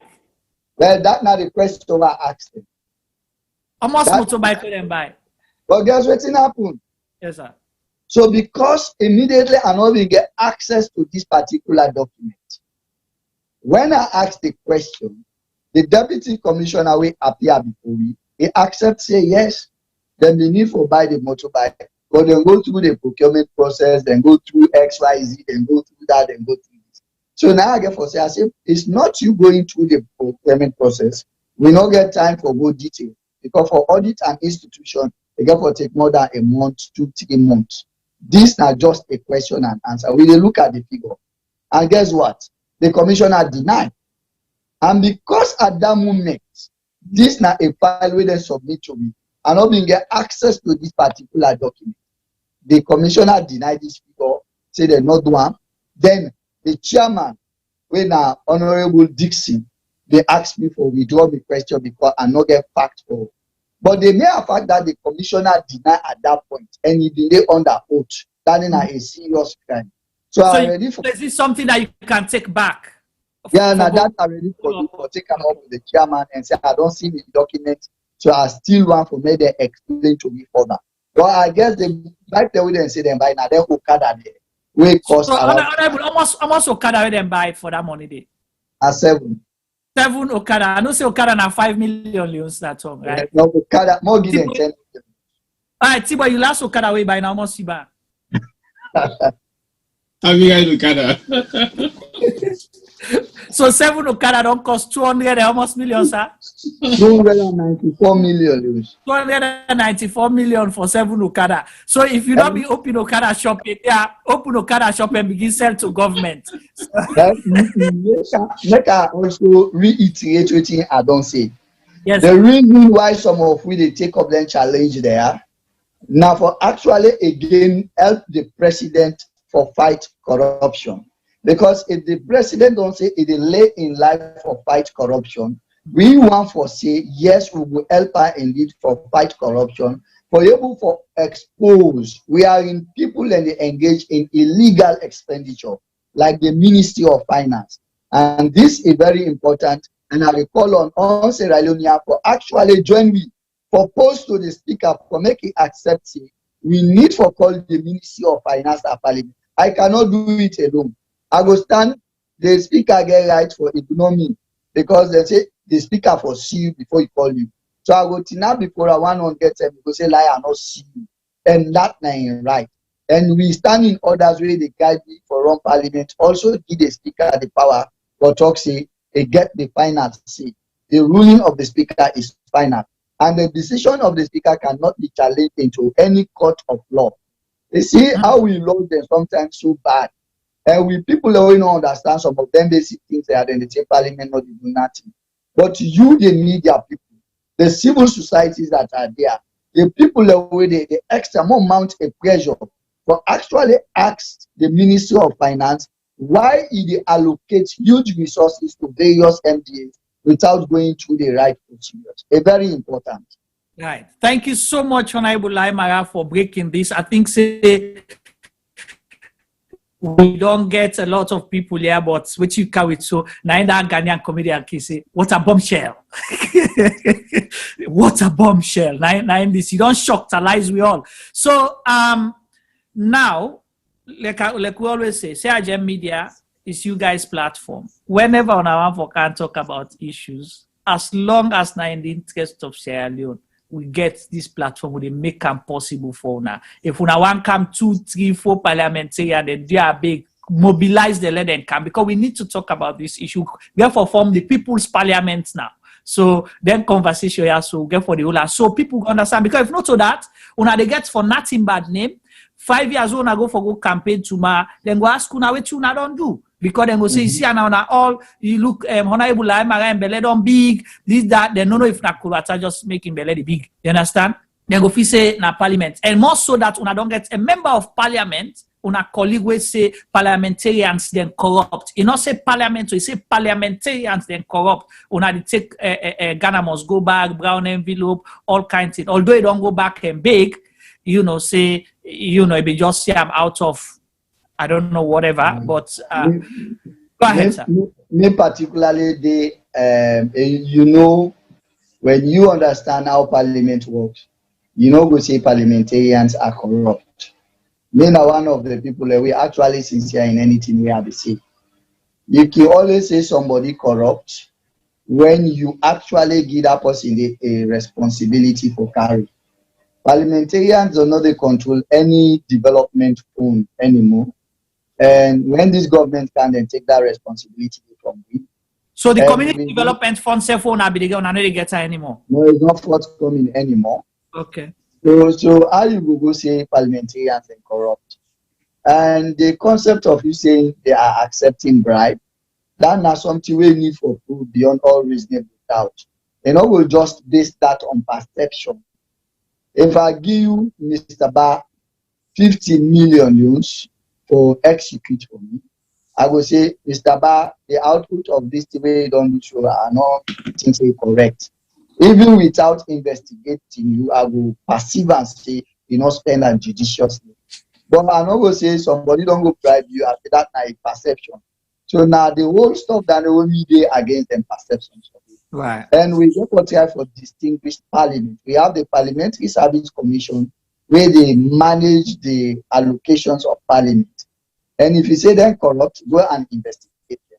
So then listen to Honorable Tawa and Honorable Paran, where Honorable Tawa say they don't allocate huge resources to Honorable Paran and not manage and judiciously or effectively.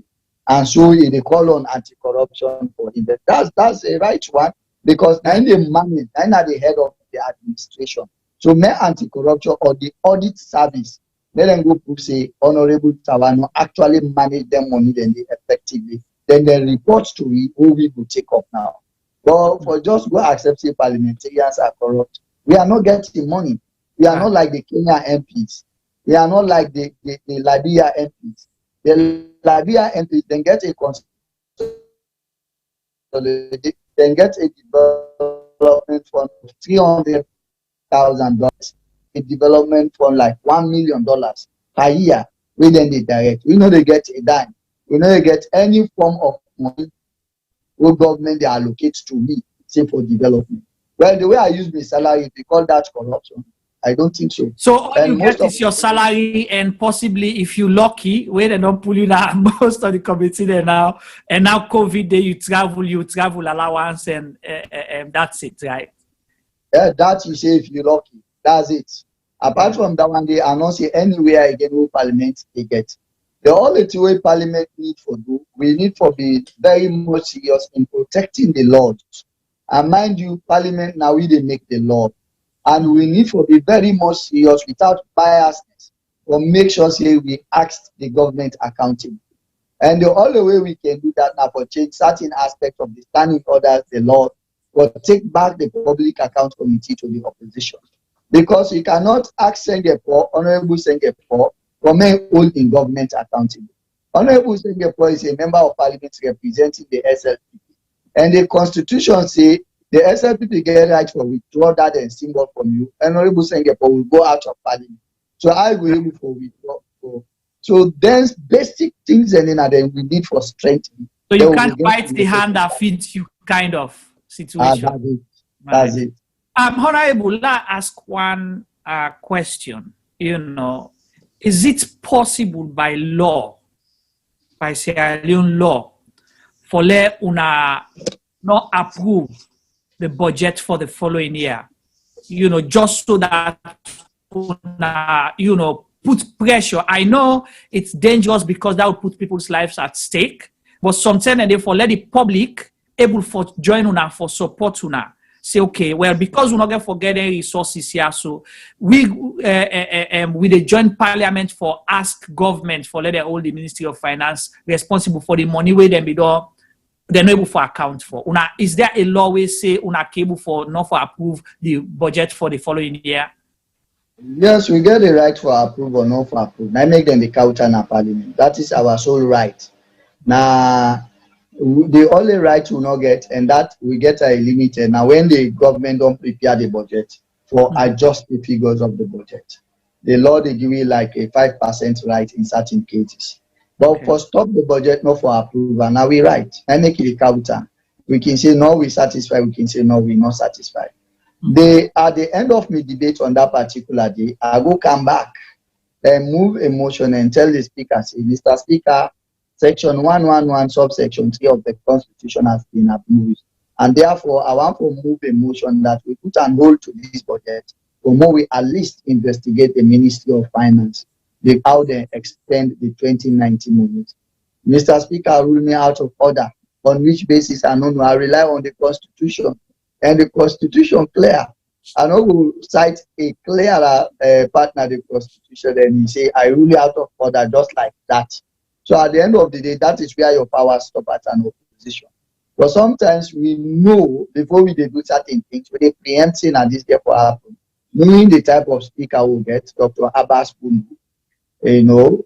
So we can say, for the sake of humanity and for the sake of the law, let it be on record that some who will do this, more go to one. At the end of the day, if we reject it, tomorrow we will go back to the laws and say this may happen and such a thing happen. So now we don't care whether the speaker rule way out of order, whether the speaker shouts say sit down, we can find a way and raise some of them burning issues there. Now waiting they frustrate me now where sometimes people don't understand how parliament works. They say the opposition or they do nothing.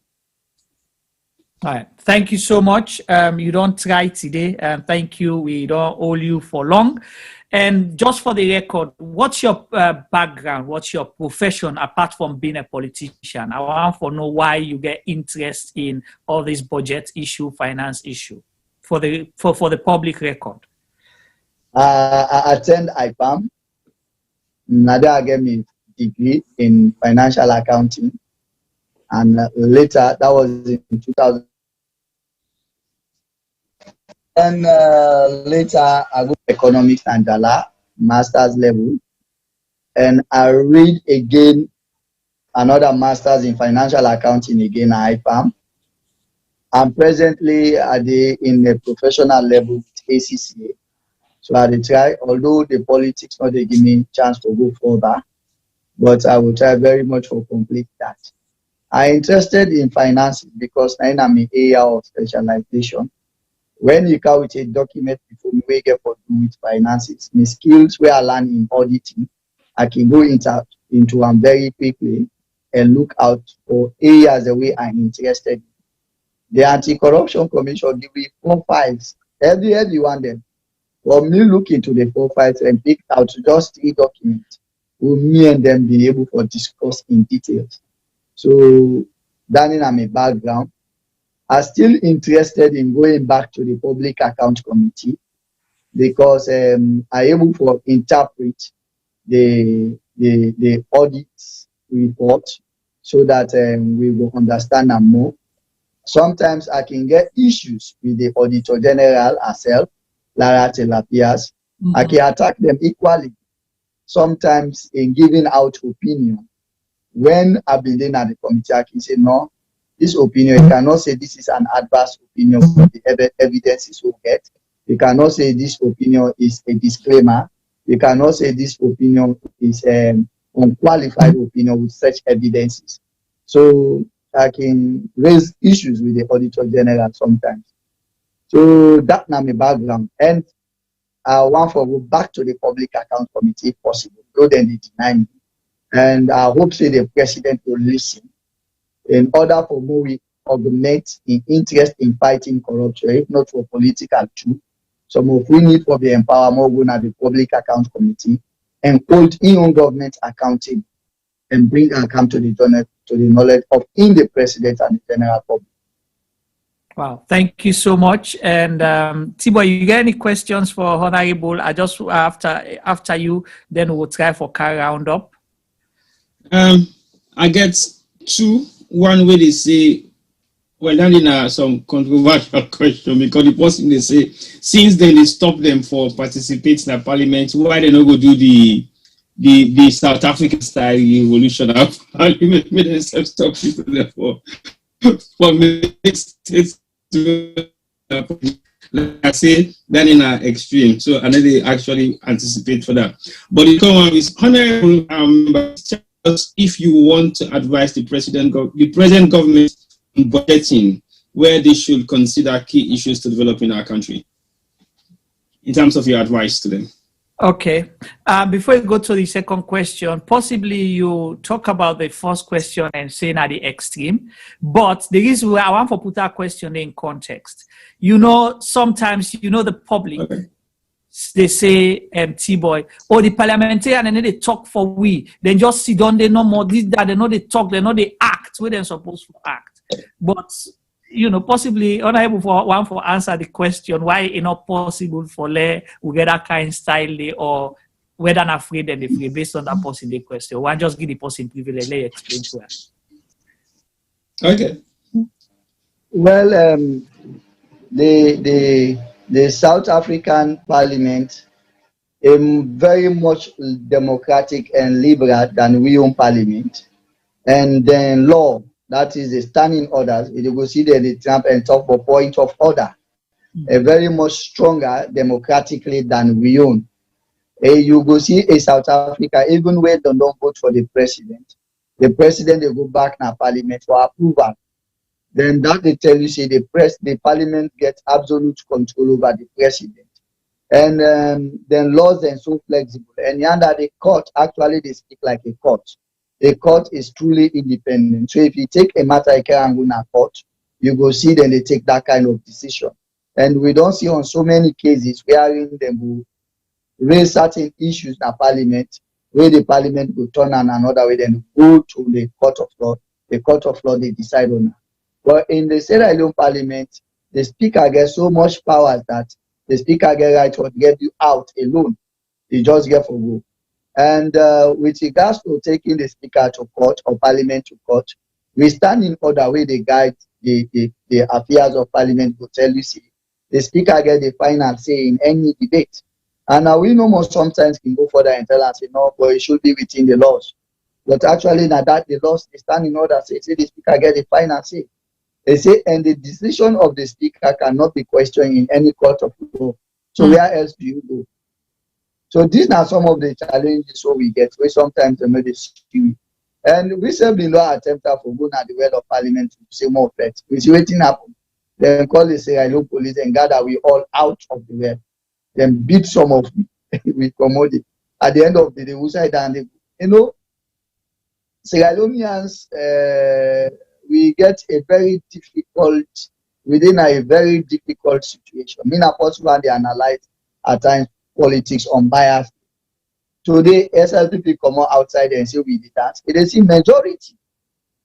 Tomorrow, APC come out, they see majority because there are two major tribes. We talk of the majority of them are SLPP. Whether the SLPP is good or bad, they are SLPP. When they call people, when I come out dance, majority to dance. They get 18 minutes. Majority of them are APC. Whether they are good or bad, they are APC. So because of this situation, we're easily able to tell which political party is doing well or which is doing bad. So this is not a situation we actually need to manage. So Sierra Leone context until we get stronger laws before we're able to get the two one. Say advising the government on which area to spend. That is very serious. I want to believe say the government, we don't have for spend on policies. The Ministry of 10 billion for the Chief Minister's office. Now waiting and they do for design policy, for give instructions. I don't think say that one they suffice. You go give 6 billion to Ministry of Water Resources, who are responsible for make sure say Kumola people then get clean and affordable water.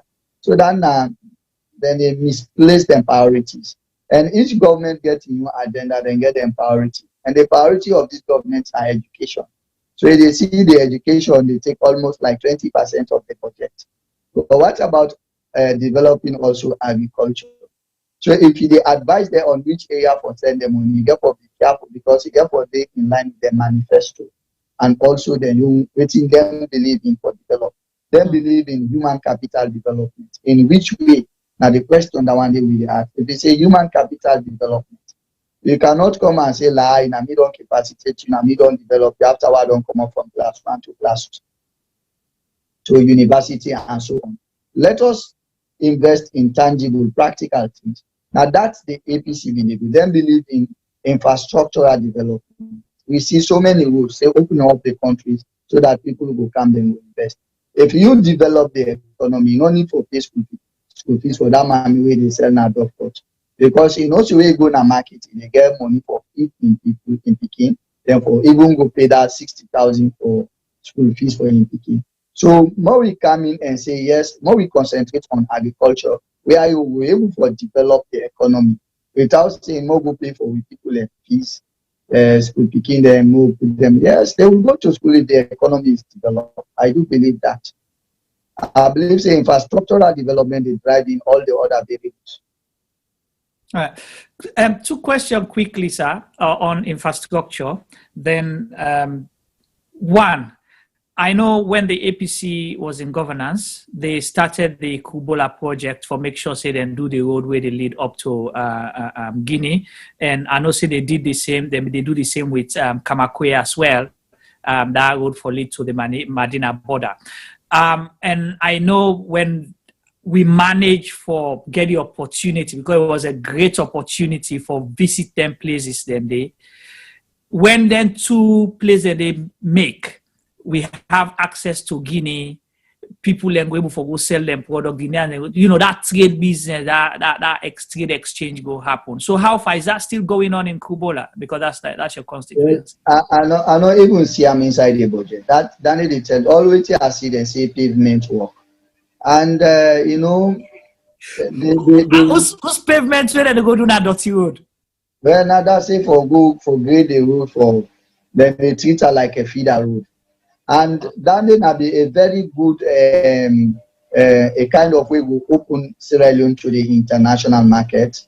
You go look at that Kamakwe route. You look at the former president Indian now forget like a ring belt within Sierra Leone.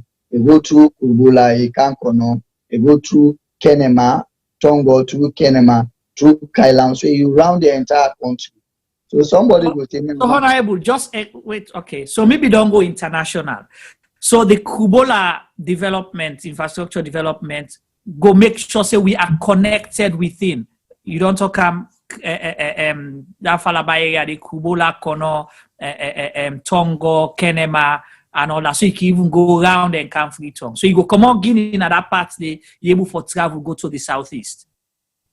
Sure, yeah, sure. Like the media axis way they talk about a road down one day way very easy for me you link up to Mali in fact. So if you open up such a road, it all opens Sierra Leone into the international and that area then they will get big international market where people they come out from various areas and they can meet. We get also one Kubola who called Masofia market. People they come out from Guinea and their side and they can meet. So in that way, they will be able like the perishable goods, the goods that will not last long, so may they able to exchange hands at ease, so that we people then they get money. But the road, what's missing are like say for grade dam are not too good in their engineering terminology, but nothing is happening there. And I also look within the budget for see whether government will actually capture that road in order within this 2021 budget. But me, they use this opportunity for advocate for the people of that party and also like for develop Sierra Leone. Such a road is very much important. I believe so when you open up roads in any part of Sierra Leone, development will reach it because the people then they follow the road.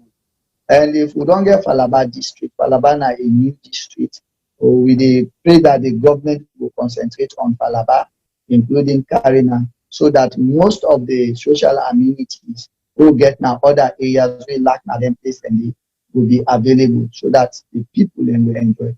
In the last presidential speech, I heard the president they talk about taking for go open a broadcast station, the television now Falaba District.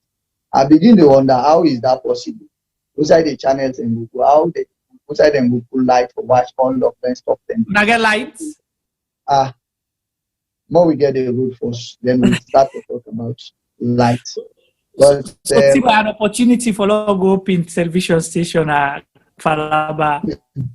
But it will happen slowly. We believe that since it don't already be a district, Falaba District, and also as long as we get a budget from the council, now we see other NGOs and the goodie and the CRS, you know, they do well in that part, then they now do more. And now we get NAXA also, then they do the feeder routes and did it.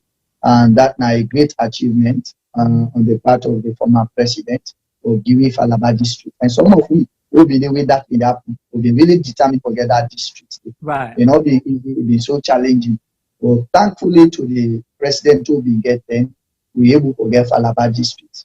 And luckily, they say if you get a political undertone. And what is happening in Falaba now, you get 2 SLPP MP and 2 APC MPs. So that system of saying a political undertone actually don't prove for the wrong. Right. Quickly on that Lunge extension project. We know, say, like you say, major project like that has to go through Parliament. We hear on social media say they not go through the process in Parliament. Is that true? And if so, what's your comment on that? Well, we not see anything like that in Parliament, and true. Before you enter into any money for either a loan, whatever forms of loan you call it now, take you user you return all the money Parliament for accept and approval. So we not actually see it that documented in Parliament, and I pray that it will go in Parliament, we will get your own voice, we will add the opposition voice. But because now simple majority for pass them documented, it no matter when they go Parliament, as long as the government will make go through, it will go through. And make them they don't take a level away or reduce it to that kind of minority so that then we will forget the new way in whatever document for them to give it. We pray that that document they will go, the Lunge expansion project. And I see people in the chair for compare the figure way involved to that of the Mama project. Well, this government, this is a new government, then get the new system. At the end of the day, then get for go ask the people of Sierra Leone for vote for them again. And waiting them believe say then be able to get the second vote. Now that then will do obviously. So if they say the Mama project somehow, they forget about and for go do the expansion and Lunge, is up to them. But the Mama project location a very much strategic. I say this to me view a very much strategic because it is like now a central area wherein the south will able to access them and the north will able to access and the western area. So in other words, that particular area can be selected unbiasedly because just after that, I think it's in Moyamba, we are able to access Moyamba. In fact, the landscape is so wide that they take from Moyamba, then take from 91, then take from other areas. So that one will don't be like a very good city. As now, my brother, if they come up PZ, because I had the present, for go na Eastern Police or for go na Eastern, you know we able to forget the route. Or even get transport, you know better. So in other words, the city don't jam packed with people. We need to open up more. So I believe say the Mama project will be not help in that direction. But again, being what it is, if you then believe say expanding the Lunge project will give you more. But we don't, Mr. Ba, we they travel out of this country, they see other countries, the airport, how we need. We want to see a quality airport. If you go after we don't get you flight for the entire period, you carry you tire one, you go sit down back na boat. Not bad. But at least we reach now the airport there and enjoy something fresh and see something decent. Thank you so much. So that leads us to our last question for today, and we don't overrun with time.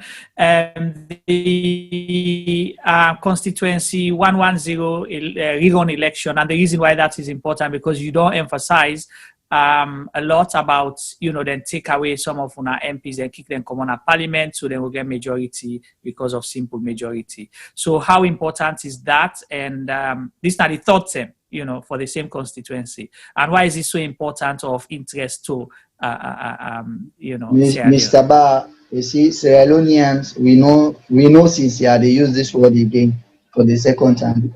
Now, that particular election, they would not go to court. The court asked for a rerun. Now, then do a rerun. We are in 90% of the centers. I've been in a next tally center, myself, now maybe go represent APC before Dr. Richard Conte they go. In which we don't do the inputting already.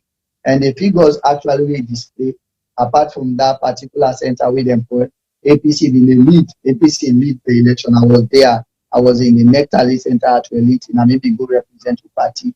So 99% of the tally centers, of the centers, and the various centers, then actually not being a problem. So now just that one particular station, then say no, we know they call that result again. And waiting can happen, we will not see them do any form of investigation. but actually innovating up wide and destroy that particular center. And for run election, it's very much costly. Now the people and resources then you wait, not to nobody in money.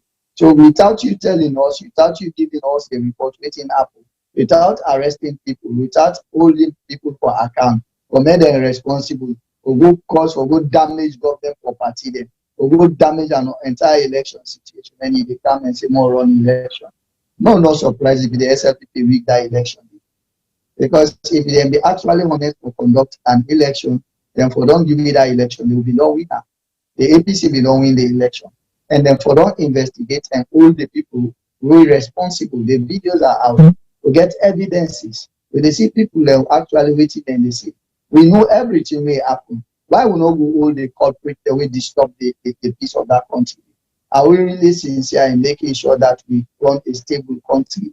Then we go back and do another election without giving out a report on waiting happen at that particular day. That make me, I only go there during the launch, but I'm not in. Okay, we don't go mute on Honorable Lahai Marah. And it's been an interesting conversation. We are scheduled for 1 hour, but we don't go more than that. I'm sure he enjoyed the conversation as well. We hope if you're able to connect back with me, then we go round up. T-Boy, so far, what's your take on this conversation today? My take on the conversation is quite open and open-minded, because at the end of the day, figures have been mentioned, a lot of questions have been highlighted on the spending power of the Ministry of Finance and allocating funds unknown to the parliamentary setup. So it's a lot of questions being asked, and I'm thinking, Usai, they ask beaucoup questions like this and you don't get no answer, it leads us to a wider spectrum of voting we're not even sure, which is the unknown.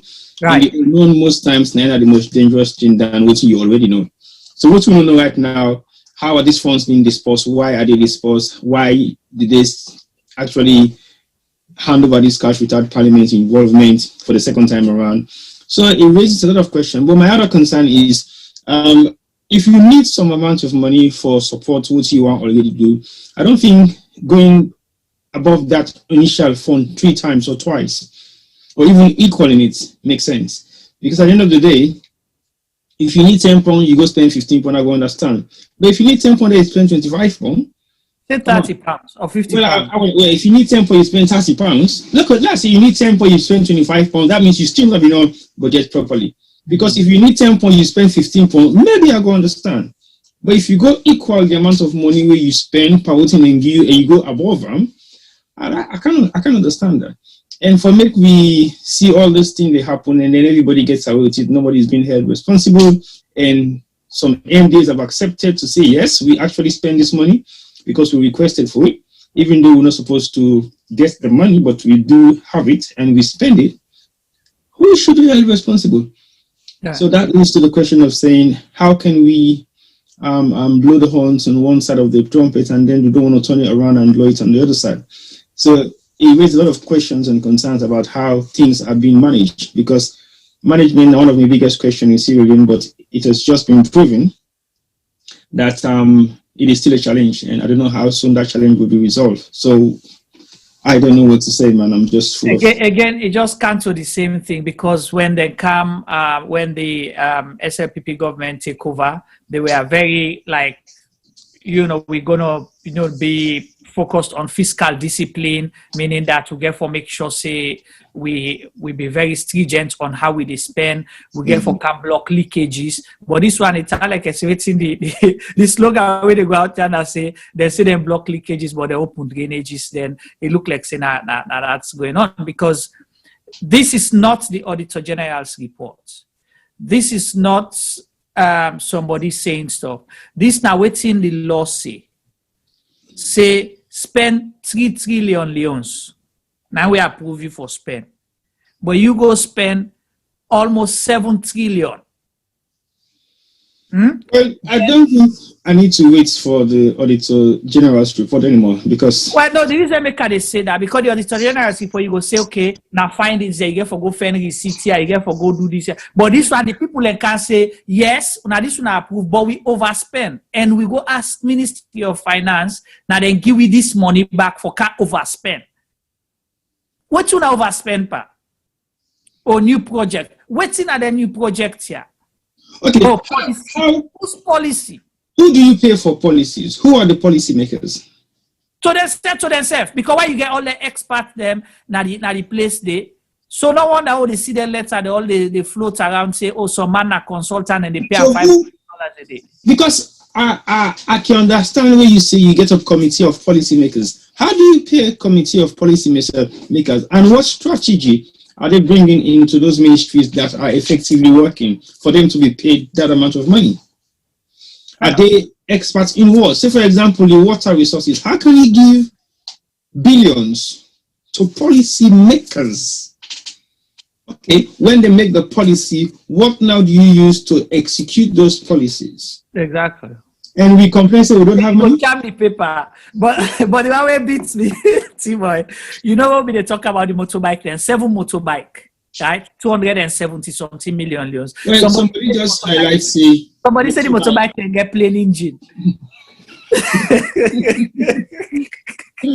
Now I see somebody highlight the cost of motorbike earlier on. I think about 9 to 10 million. So that means 7 bikes supposed to cost 70 million. But then.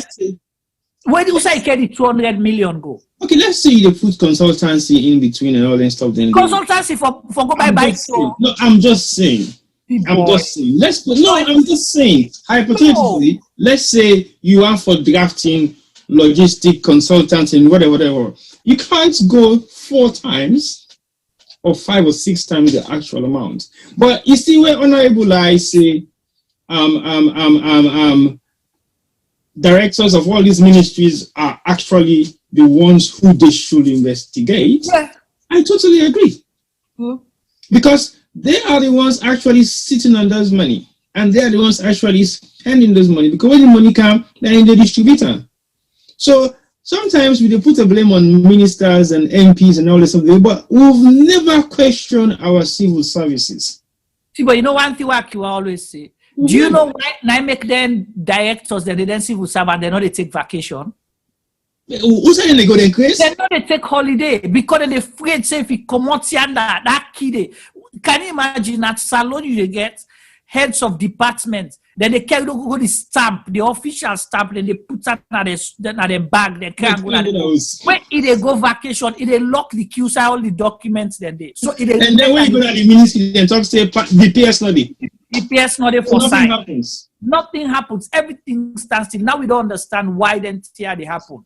No, I always know that the permanent secretaries and other heads of these ministries should be held responsible for some of these actions because, just like we Honorable say, they don't see them like politicians, but they are actually doing the work of the politicians there anyway. Because as far as we're concerned, let's forget about holding MPs, ministers to task. Let's hold the people who are administrating these offices to task.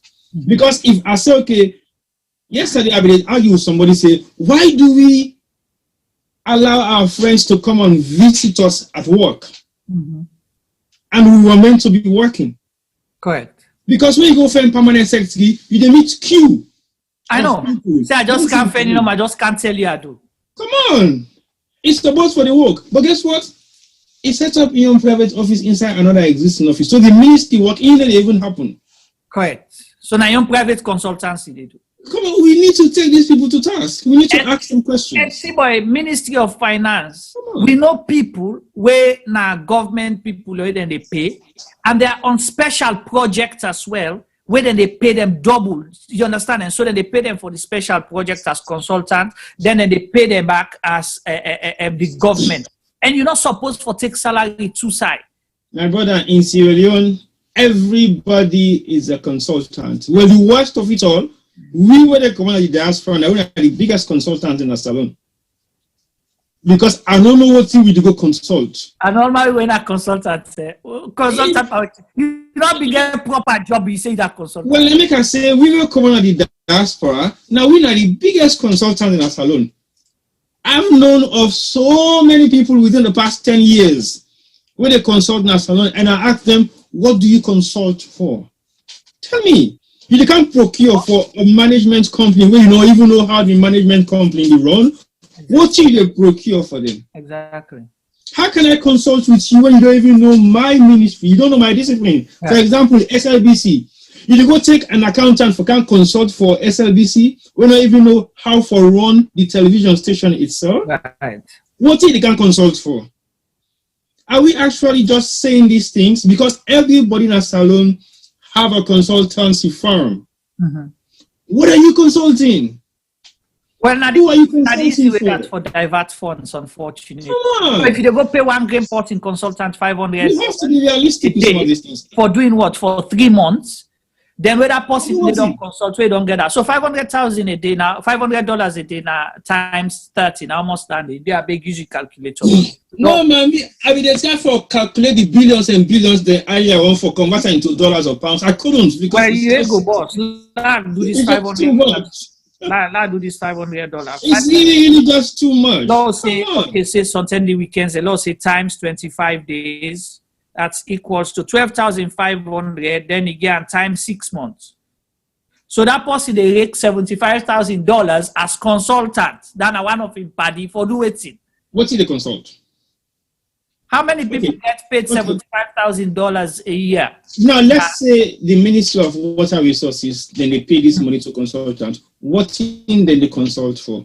Then they consult for possibly getting drainage system into Sierra Leone. Then they consult for how we go for manage the water resources within the communities they get. Then they consult for how we can develop waterborne or tap-borne or pipe-borne or borehole system. I don't have an issue with having consultants, okay? Yeah, but what are they consulting? Well, now that's the big question. Now, waiting and who that now the consultant, now the problem. Waiting and who that. Because say for develop policy, the policy they don't coach and it still will not even implement the it.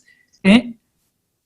Well, so I don't know what's very important. Waiting Honorable Lahai Marah say that we the people for call for let them investigate Ministry of Finance. Because if the speaker they refuse, people have to call for that. My brother, if the speaker don't overrule a constitutional right in Parliament, what else are you asking for?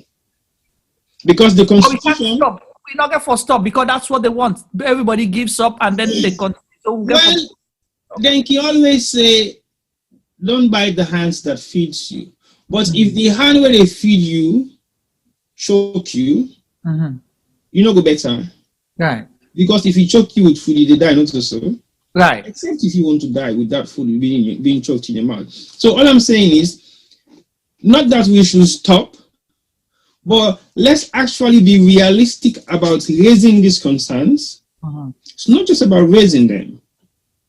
We should raise and action them. And how can you raise and action something? There's a lot of fear, a lot of tension, a lot of hostility in everything that happens within our surroundings. I spoke to a friend yesterday, and he said to me, where are they talking on the phone? If somebody begin asking me about something I'm not sure, they cut the phone. I'm like, why? Why? That's happened. Oh, because are they afraid me they not set me up? I said, only because you have two intentions. One, you're either looking for a political appointment. Two, you want to make them give you a job based on saying you're not liable for make you get. So you mind your words. And you think of what you have to say on the phone. But if you have a potential job that earns you money and you're living conveniently, you will not be in the position of not being yourself. Because we can't live in an environment of fear, wherein we cannot say certain things. We don't know who we want to talk to, how we want to talk to them, when we should talk to them. How can we live in such environments? It's a shame. You brother separated around yourself, you can't even trust anymore? Yeah, you brother, it's scary. So T-Boy, you have to go be motorbike consultant. Payamba say we need motorbike consultant than a salon. Well, what maybe they actually think for Luna Salon, not for actually be motorbike consultant, now for be Omolanke consultant. Because you know what? Not well we business plan. Please do not. We have that business plan for 5 years now. We are still working on that. Okay. So when now the thing that is one for the payment for consultant, but no, that's our business plan. We're going to develop that. But we own Omolanke not get for cost 10 million if we sell and go up your commission. No, but I think what thing we should look at within the concept of civil unions being in the diaspora, we should be able to drive certain goals and drive certain actions that we will benefit not just us, sometimes maybe not just for the short term, but for the long term. Yeah, because if we drive some of those issues, I think it will help. Because some of the issues that maybe they highlight, 15 years ago when we went to Sierra Leone, we drive the employment force in media. We encourage young girls, young boys to say, okay, you guys are interested in media, come, we'll give you the platform. Yeah, so basically, they can train. Most of them have big media houses, they're now a salon. I would say 30% of the handful of media practitioners that are now in Sierra Leone, possibly all between 25 to 30, 35 years, have gone through our training. That is what we did. So I'd expect, say, if we had economists, doctors, nurses, whatever, engineers, technicians, similarly go to the same thing. And you got for be in the position for say, okay, money is everything. But guess what? If you want to give back to your country, why would you want to be paid thousands of dollars? And then you say you want to give back to your country? No, but T-Boy, there are people who want to do those things. But they're not give them the space. They're not give them where they go there, then they frustrate them. We did not have the space. We were resistant to everything. Some of those people need that space. Not all man get the kind God with me you get for sacrifice that in there. So we are not blaming the people where they go feedback. We should blame the institution and the people where they frustrate people, they effort them, wait for go give back to the country. One thing we focus on, we can focus on the issue of tribalism a lot, but I'm thinking our problem in Sierra Leone is not much of the tribal part of it, it's the nepotism part of things. You understand? I would agree. But I think we have to look at it from the other way around and think about how we can progress in so many ways that we think we can help Sierra Leone. Because let nobody not lie per you, there is money in Sierra Leone. Then kind money away then they call so. I beg you, I've never heard about such amount of money in my life. So almost calculator. I the calculator book. Yeah. So they allow you for spend 49 billion. Then you go spend, you say na 60 billion, but then when they check the record say na 80 something billion. What? When you talk about trillion, it will be an equivalent to how many $1 million? Trillion. That things are $1 billion leons, $1 billion na 1 trillion, I think. You know, something along. $1 billion. Yeah, 1 billion. Will be 1 trillion leons. Yes, they're about, wow. Yeah. So, I think I get me math. So we have all that amount of money in Sierra Leone. Yes, really? Yeah. So why are we where we are? So now 7 billion and then spend, so then give them authority for spend about 3 billion, you know, for the budget. We then submit them budget, then spend $4 billion extra. Man, if I can make such kind of mistake on me, but that's why they buy food and meals. You go nice, so. Who say they pull the money for make the mistake? Well, now they say if I can make that kind of mistake for me own food. Look, bank self they investigate. You say, Mr. Duba, you spend 100 waiting for month, 1,000 pounds for month. Now you don't begin spend 3,000 pounds. Who say you pull the extra 2,000? Because they watch you income with plans come irregular for the past 6 months, 1 year. Now 1,000 pounds. Now you get for month. So say you begin pull that extra 2,000. Again for endorsement. When bank when are your money they can go there for endorse your statement. I did do some work for somebody. Then these are so we pay regular amounts of money in my accounts within 3 weeks of period. Within first 2 weeks, second 2 weeks, and like in blocks. You know what the bank said to me? He said, oh, your regular payment has just been paid into your account. And I'm thinking, what makes it regular? Because they don't say I'm consistent. Correct. Within 2 weeks period. 2 weeks period. 2 weeks period. So they now believe this is my regular payment. So if you bank the money to you, how comes we don't monitor some of these expenditure that we do in civilian? Because when it comes to procurement, I was shocked to know that petty cash in some of these places are millions of leons for the week. Right. And I'm thinking, what? Petty cash? And these are people who deal with high profile stuff. Petty cash? Millions of leons, petty cash to buy what? So these are things that have been laid down by this, by these permanent secretaries from ministry to ministry to ministry. But you see the other documents where the president's office been careful for letting them free spending accounts, so no spend no check account where they not agree for approve. So when you talk about that petty cash day, governments they know they pay light bill, they know they pay water rates, they know they pay council tax, city rates, all that thing and they. So waiting them for charge them for they know they pay all them bills, then they for come back to government's coffers for them run them ministries then they. But then you go get petty cash. Then get even people away get contract for supply them, of course, you know, the basic things that they use. But then still get petty cash. What do you use the petty cash on? That's what I'm saying. And then petty cash na millions. Not so 50, now 100, 200 for a week. And it has to be spent. So if you spend petty cash, then your toilet self and your ministry cannot clean. So they spend the petty cash. If you spend petty cash, then you staff themselves, not they get paid when they clean at the office. So they spend your petty cash. But the staff then at the office, not even they pay them. Now government they pay them. They're part of. Yeah, but like, if you get petty cash, they supposed to get salary. Correct. That's the point. If you have extra money to spend on miscellaneous, you should have money for salary. Because miscellaneous is just a percentage of your budget for the week or for the month. 15%. People will want to say it's politics, is this, is that, but it's not nothing to do with politics because it's an ongoing process anyway. And when I say an ongoing process, it's an ongoing process for the past 20 years in all the ministries. Yeah, it's not politics, it's ongoing process because these are the permanent secretaries that have been there 10, 15 years, 20 years, 30 years. And then say you're not for sack public or civil servant. You don't sack him, but you remove him. You replace him. You don't give him that monopoly power to sit in that office for 15 years. He owns it. He will sit down in his house and tell you what to do without even coming to the office. Because he owns the ministry. So the minister, they come for that candidate, they just give them handshakes. Oh, Epa, welcome. Now you meet your fight. So what's in the happening now, Pa? Yeah.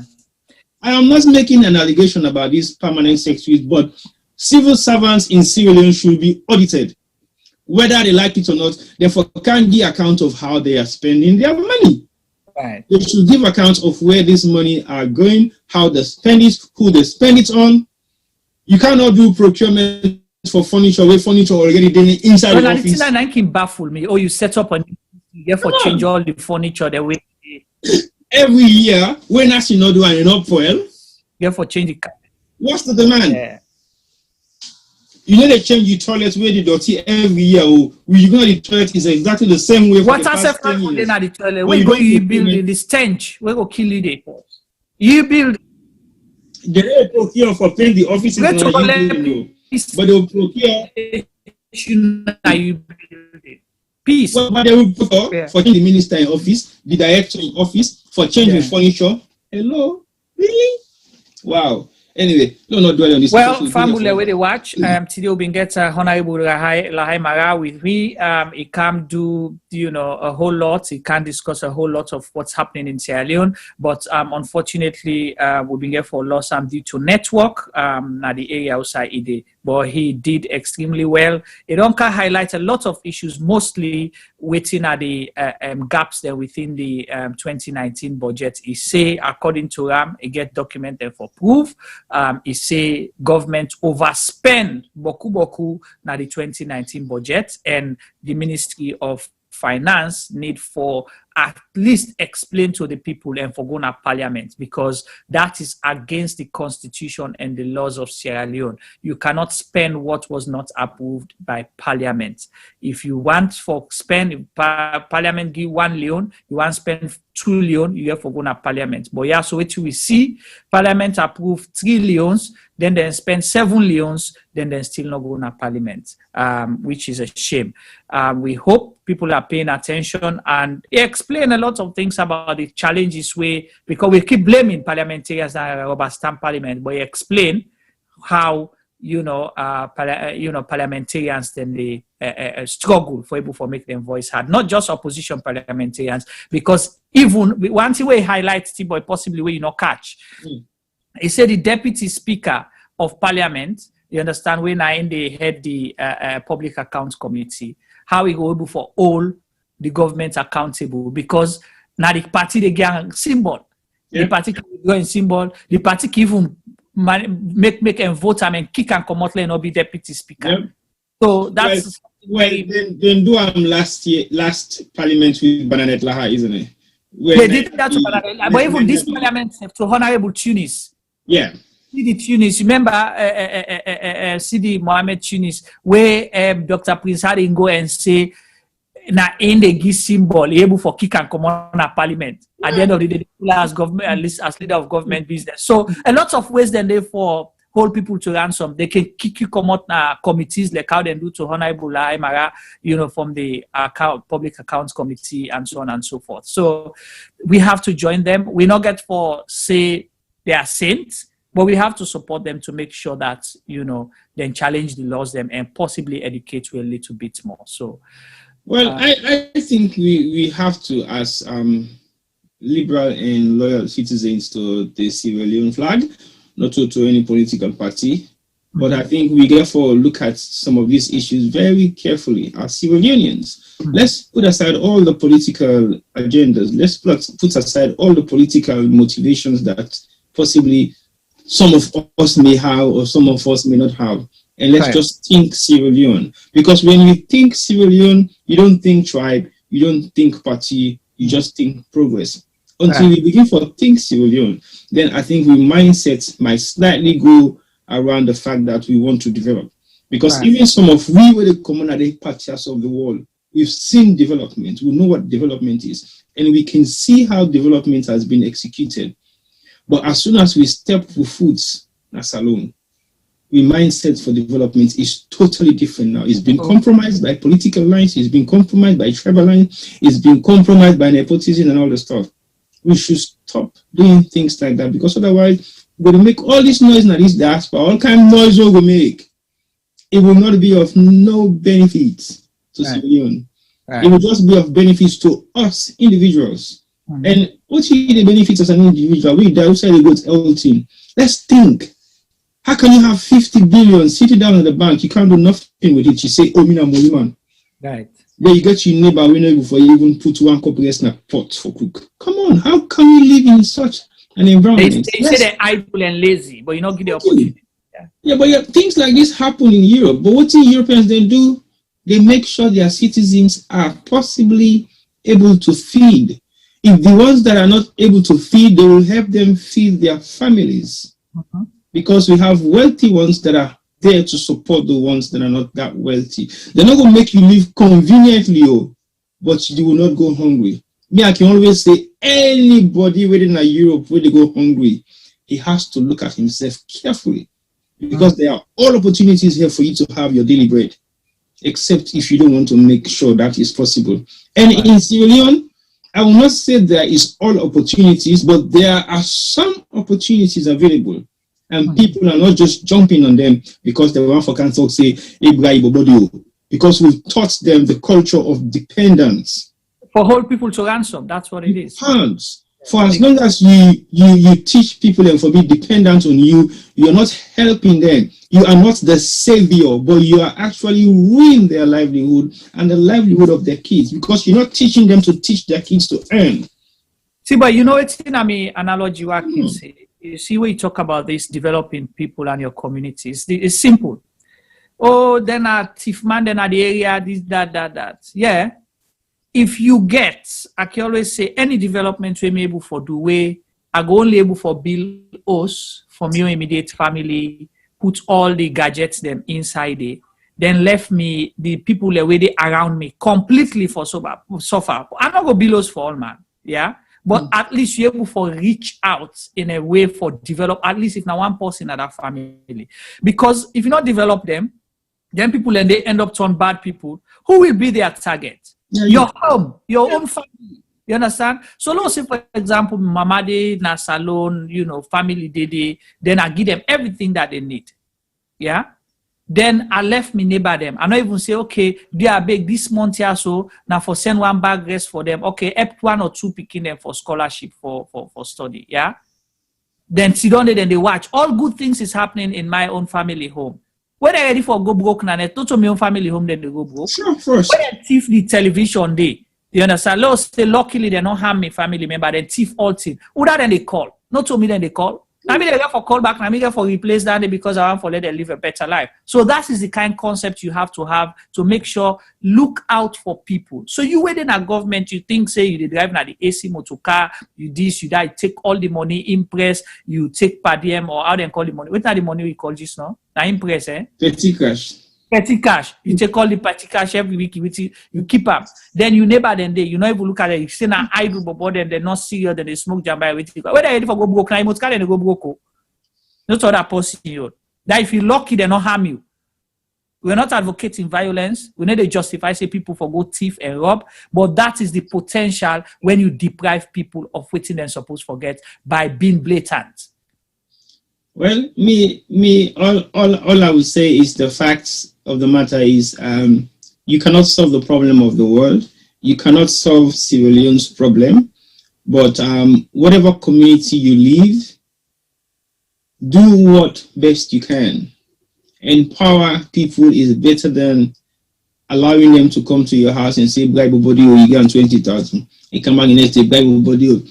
I have actually did a project in civilian way. One girl they can sell to me sandwich. She comes to the office every Monday.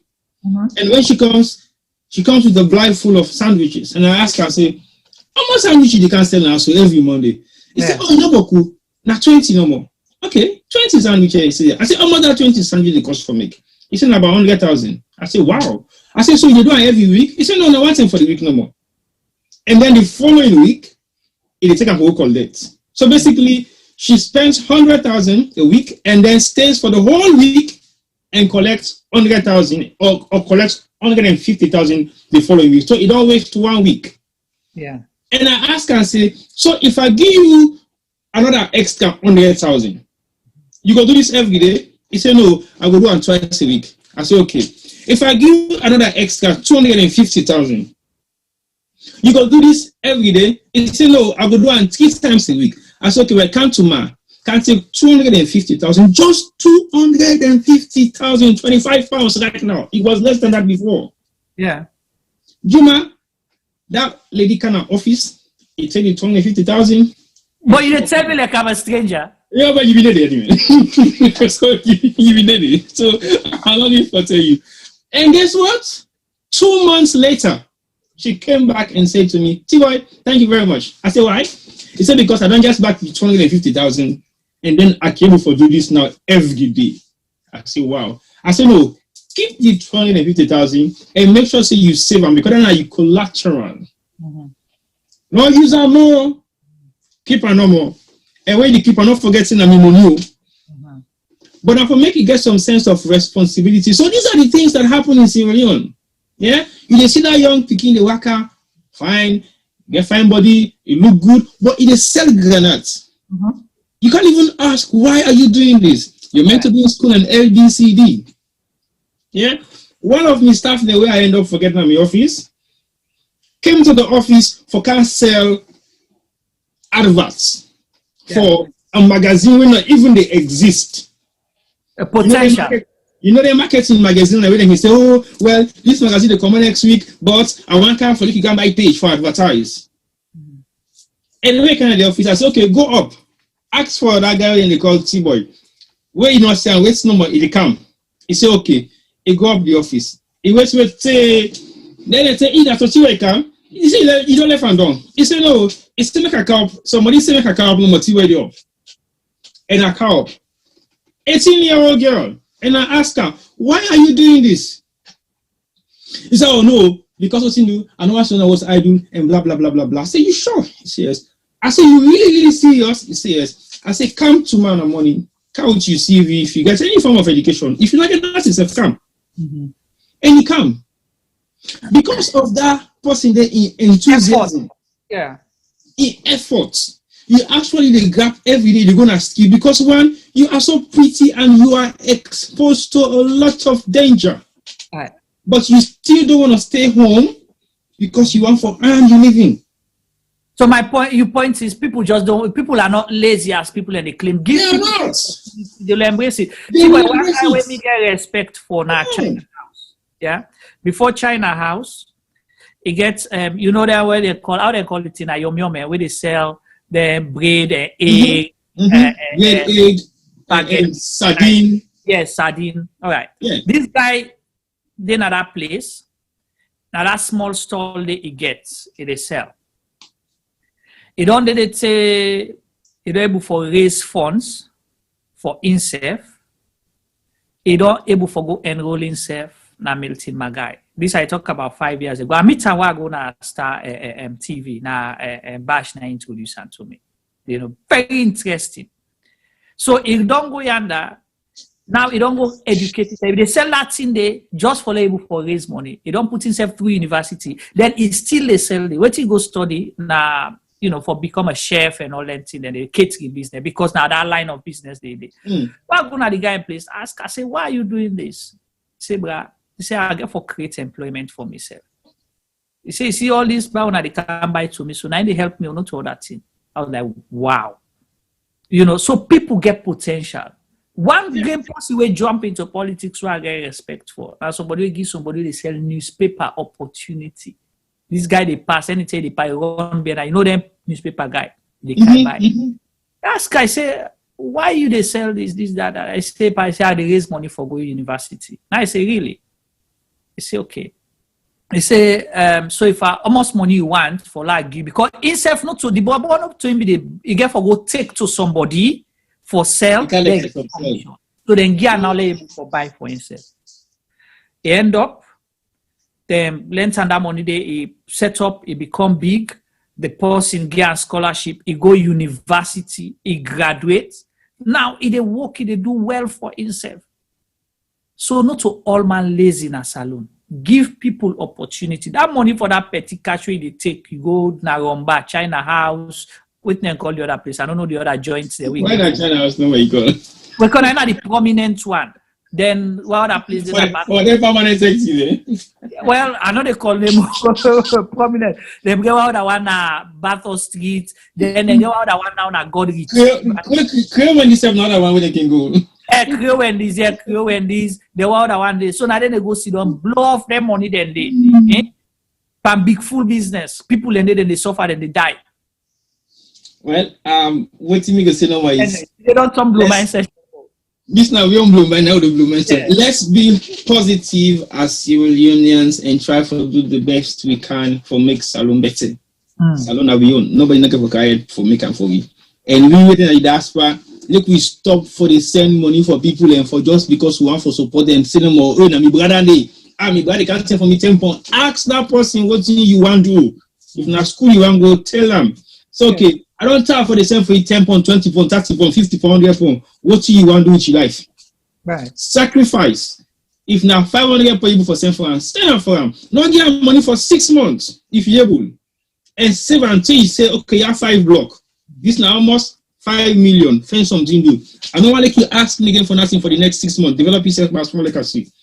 There are people who are in civilian who are looking for 1 million leon, some 500,000 for business money. So little. That what pains me, T-boy, where people So people in Abacha Street. For me, I'm a hero there and day. Because them people they grab every money. So man in business money, reach 50,000 leons. No. Now where he don't sell done, he go buy 6, half dozen stuff. He go sell, where he make profit, he profit one, he go buy back and come and cancel. Mean that them people and people where they look down, oh, they are Abacha people and they idle and team up do one things but then they go beg to you. Then they tip to you. Thank you. You understand? And grab that money, come on at the hills them, come down and cancel and go back up and go feed their family. So man, after I don't sell done, before they buy for go and host for go cook. So man, get market money, so they go take back to the company they go sell. Sorry? So man, get market money, so they go take back to the company they go sell. Exactly. They keep the profits. We keep disrespecting those people, but hailing the people where they thief we country, like where somebody say bookman thief man there. That's what the person say, bookman thief man, that's what the person right now. So you say where bookman land for thief, no problem. Can you go tell me say 7 motorbike, 7, 1, 2, 3, 4, 5, 6, 7 bike, 270 million leons na salon. The motorbike where you start on a breeze the come up here because you know get. But that person said I was slicing. It was plain engine gets. These are some of the things we take for joke, but these are serious issues. Right. I mean, we cannot just joke about these things, but sometimes it's good to highlight it in a very mediocre way for the people who not feel to say, okay, we are going on people. But I think it's definitely right for us to be highlighting some of this stuff. I mean, I still emphasize on we waiting at the diaspora. I accuse we all. We are from the diaspora. We waiting at the diaspora. We don't go salon.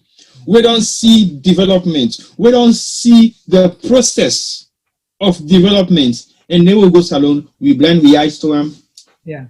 We should be held responsible. And we should be ashamed of ourselves. We should be ashamed for like young company in the diaspora. We know for say, okay, Juma, a very good at development issues there. Not so Juma you dey compete with. Not so Juma na competition. Juma forbid you compatriate for make una develop something we go benefit other people in us, not so just you. But I see them begin pay them $5,000 consultancy for the month. They have a car that they don't drive in Europe or in America. $5,000 for the month. The person they get $500 a day. Well, I minimize them because I don't know which ministry they get. That's 50,000 down there or what you call it. So okay, they have a check on 25 days, 12,500. Well, I minimize them no more. I just want to minimize them. I don't want to make it escalate. But I'm just going down from the list because again, I was about to take a job in Sierra Leone 10 years ago. And I volunteer, say, if they give me £1,000 and a house and a vehicle, I will take it. You know why? Not for the money. Not for the money. But I know the impact we are going to make in that particular sector today, it will be better than the money that they are paying me. And I will create more job opportunities. The money will make Nafrito or spend back Nafrito because we create job opportunities for over 30 staff that we were paying for 6 months before the deal they will put you £1 backfire, all based on the fact that people want to frustrate your mental states so that you will run away. We let run away as alone. We can't. So whatever happens, we will go back and create that same facilities where already they exist. We'll just do a continuation of it. But look, we not relent. We have to be. Somebody just right now, Tiba, for support to be the talk. They say, guys, I knew a lady in Abacha Street and she starts small and now she goes to Dubai and China bringing containers worth millions of dollars, you know. Sure. So you see, that's how you do. You could be amazed now. Say that Abacha woman and no say they supply them Kisi street shop them. Yeah. You will be amazed. The shop them, then I'm not going to tell you the secret. So that's my own Fulaman business strategy. I will not tell you. That's I'll keep. I'll get for start my own consultancy. I get for go open shop na Lumley Street, consultancy shop, okay? Apart from we need for beginning open media consultancy in a salon, you know. Yeah, We gonna forget media consultancy. They are forget me business consultancy na Lumley Street. They are big. Would I get 2-room office space? I'm looking for space. It's just a consultancy office at Lumley Street. For the Abacha sellers? No, for the Abacha sellers. T-boy, well, open me consultancy. Give me 1 year. I'll tell you, say, I go sponsor CIGM Media for open the TV station na Falaba District. Falaba, you know how long it take me for each Falaba not to say? Right now, they back pain, the pain they were getting right now. You know how long it take you for each Falaba not to say? Remember the time where we the Motukane claim the hill for go up. Longer for Kandong Force. Remember Kandong Force? We push the motorcar, the driver the inside, they drive the other way and push the motorcar for let the motorcar able to claim the half hill. That's a shame. Hey, but at the final for Femiti though, it go mau. Not text. It will have a can journey and put that connection, but it's not working. No, but you see the journey to those places. See, right? I promise I go open consultancy for my bike plane.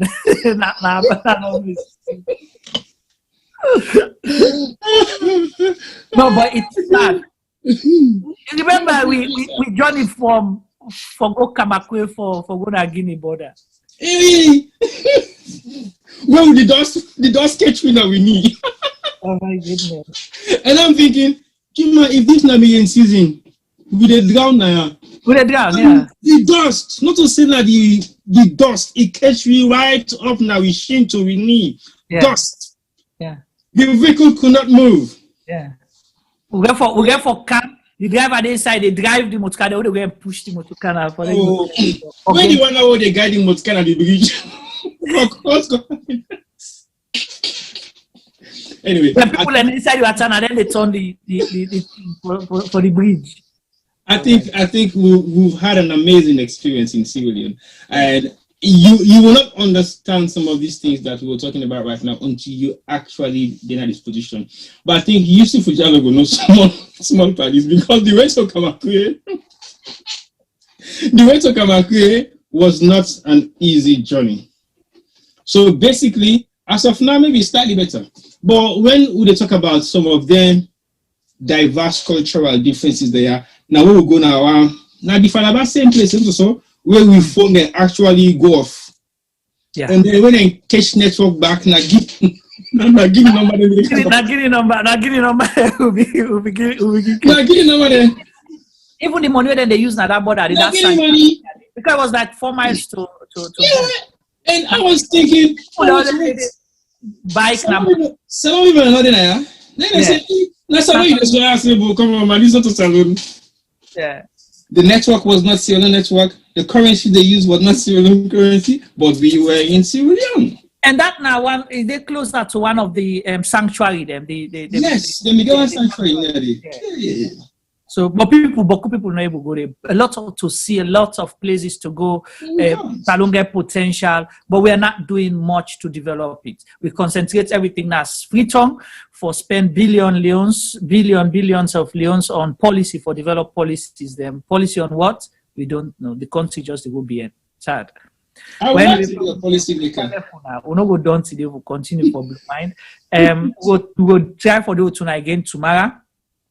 Interesting program, hopefully, and we'll get conversation. I know say T-Boy want to take vacation, but we'll not agree. You know, he's really exhausted. Well, after the exhausted weekend, I think I want to take a break because I still suffer some form of sleep.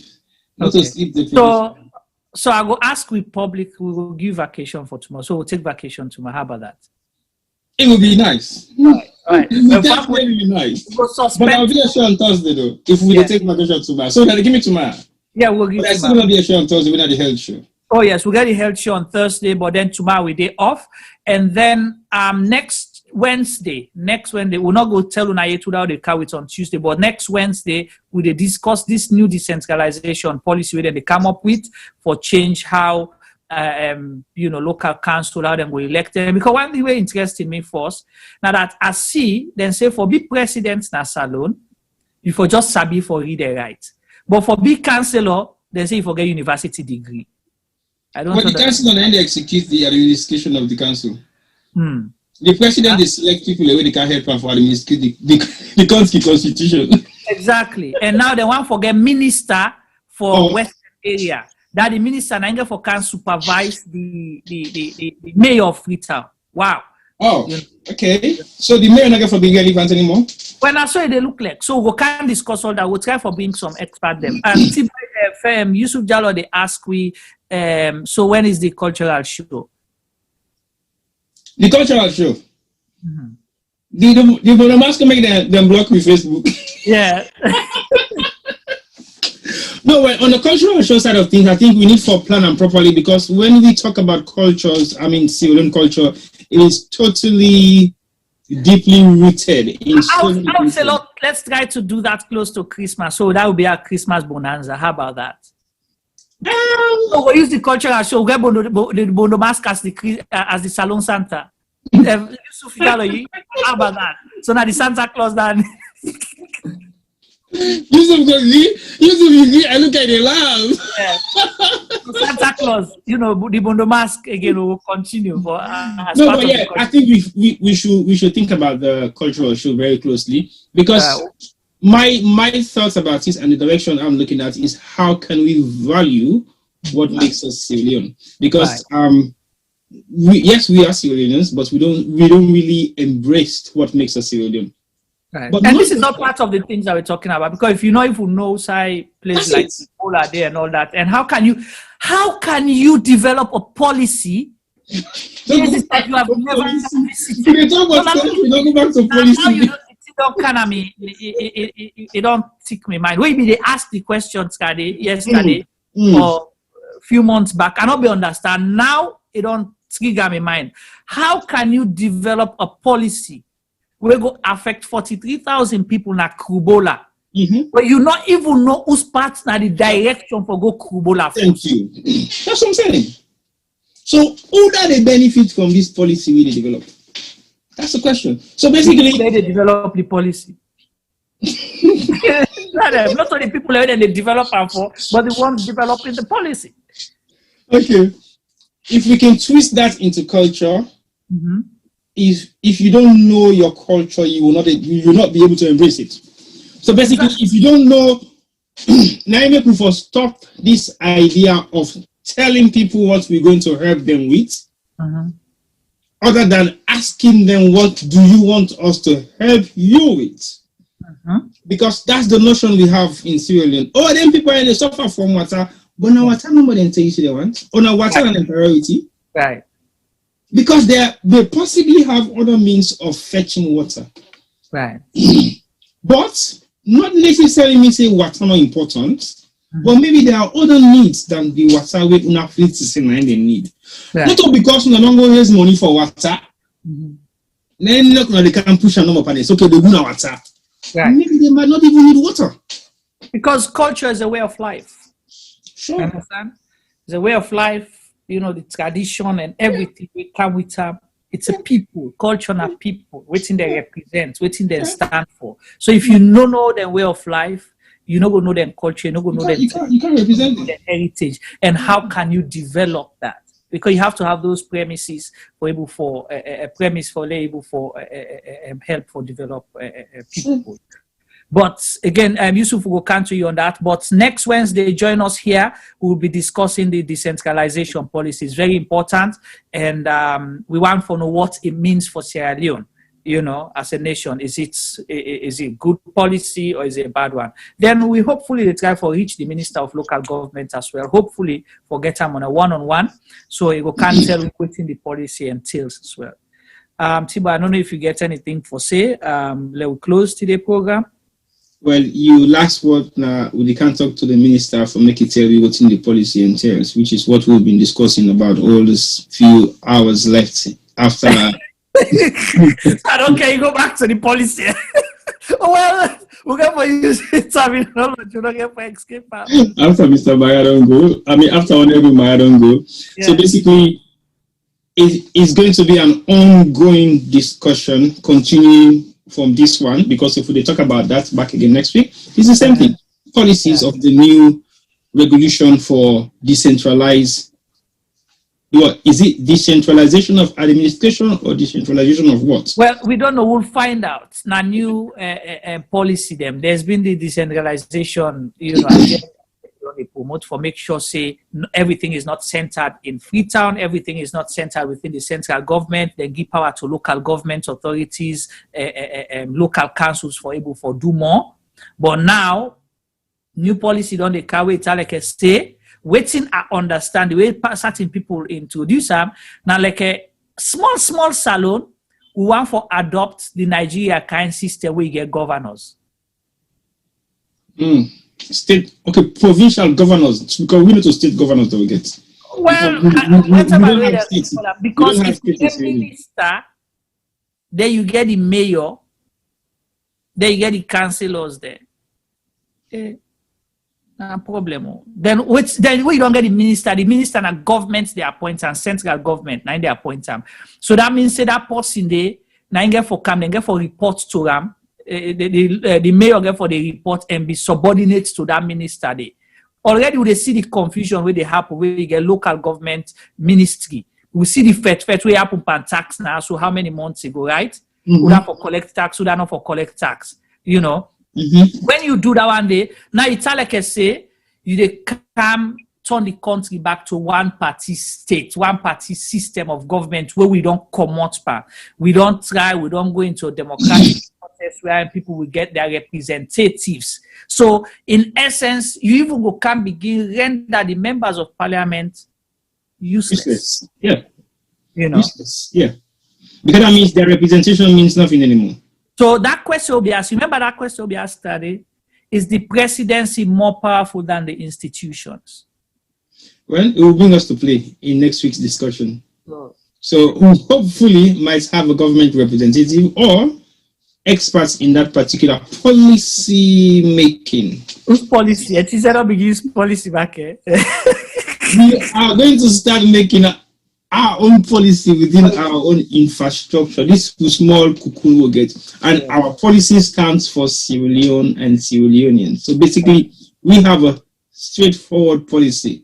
African stories now mantra told by Africans, and the policy is to create a platform for every Sierra Leonean to have the right to come and voice their concerns. Whether be you politicians, member of parliament, MPs, parliamentarians, all are the same, but a different policy statement all they carry. But yeah, I think we'll be looking forward to next week's show.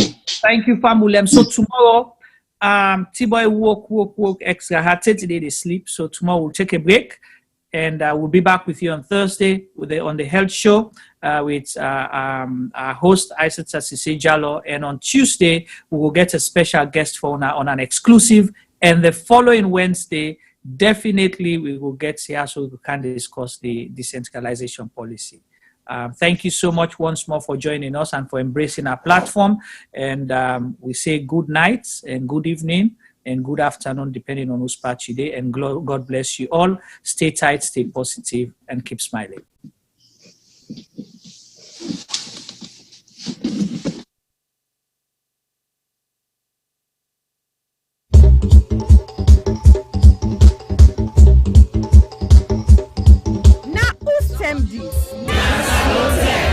Yes, this na term for all Salon people and then party them.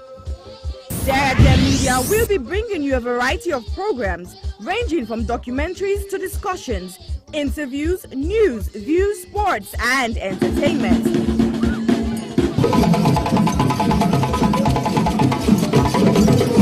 Our programs will contain matters on development, governance, the economy, and issues that are of importance to Sierra Leone. So, no left BNO because we get Bebe program then like Salon discussion, meets the ministers, the president's hour, and the Gladi program. Look me, I look you. All this they start soon. Now www.sarahgemmedia.org. Now who's term these?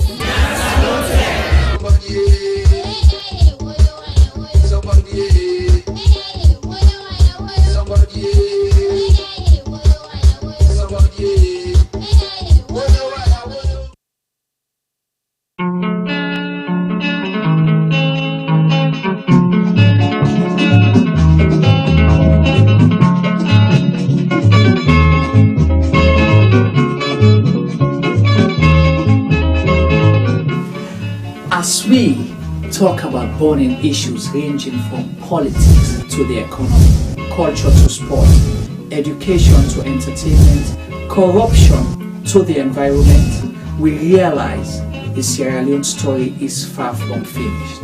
So, Sierra Gem Media Production brings you Zoom In. Zoom In is the program that engages everyday people, entrepreneurs, inventors, entertainers, activists, policymakers, and politicians to discuss and debate issues relating to Sierra Leone. Zoom In digs deep into the issues and stories. Zoom In ensures the debate is pushed to another level. Zoom In asks those questions that has never been asked before. So, join us, host Chumaba.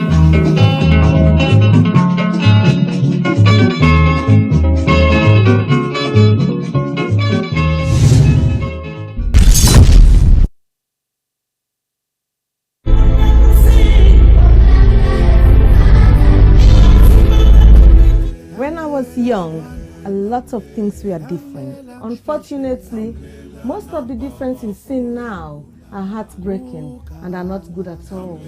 Before now, men were strong protectors of the weak, fathers, brothers, lovers, sons. Their mere presence guaranteed the safety of women and children. But what do we do now? Men harassing and raping women. Men sexually abuse little girls. Men battering and killing their wives. Any form of sexual assault, be it rape, sexual abuse, or pedophilia, is a killer to human self-esteem. Women should stop dying in silence. Speak now. The rapist should be stigmatized, not the victim. I think death sentence should be the consequence of such terrible act. And you mothers, build confidence in your children, put trust in them, listen to them when they make reports, and take necessary actions. Talking of mothers before now, women were virtuous. They were mothers, daughters, and sisters. Nurturing, counseling, supporting their men folks. But now, women are trafficking female children for money. Women are forced to be silenced. All this must stop, and it must stop now. Real men do not abuse, rape, or molest women and children. It is barbaric, unacceptable. Let all real men stand with us. Together, let's say an emphatic no to rape, sexual abuse, pedophilia, and domestic violence.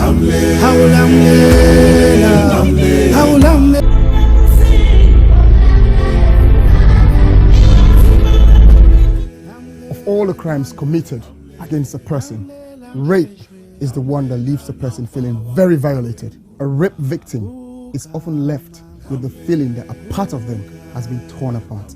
To use another person's body and ignore the souls that resides within is one of the most outstandingly shocking crimes that one person can commit against another.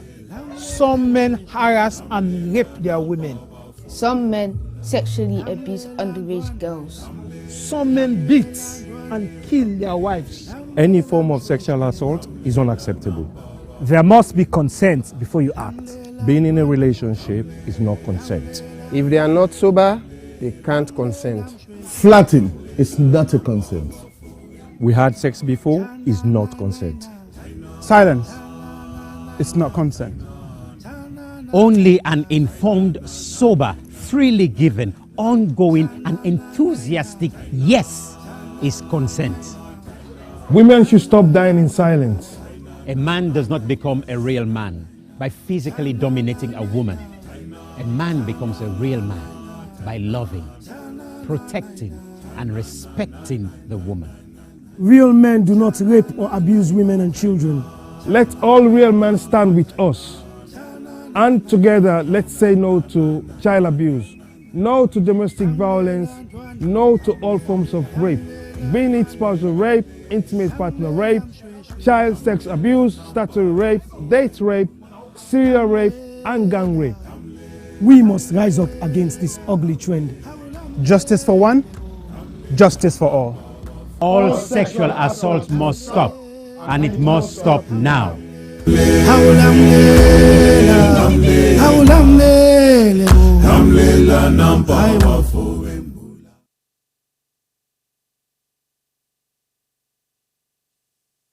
Silverstone Beats.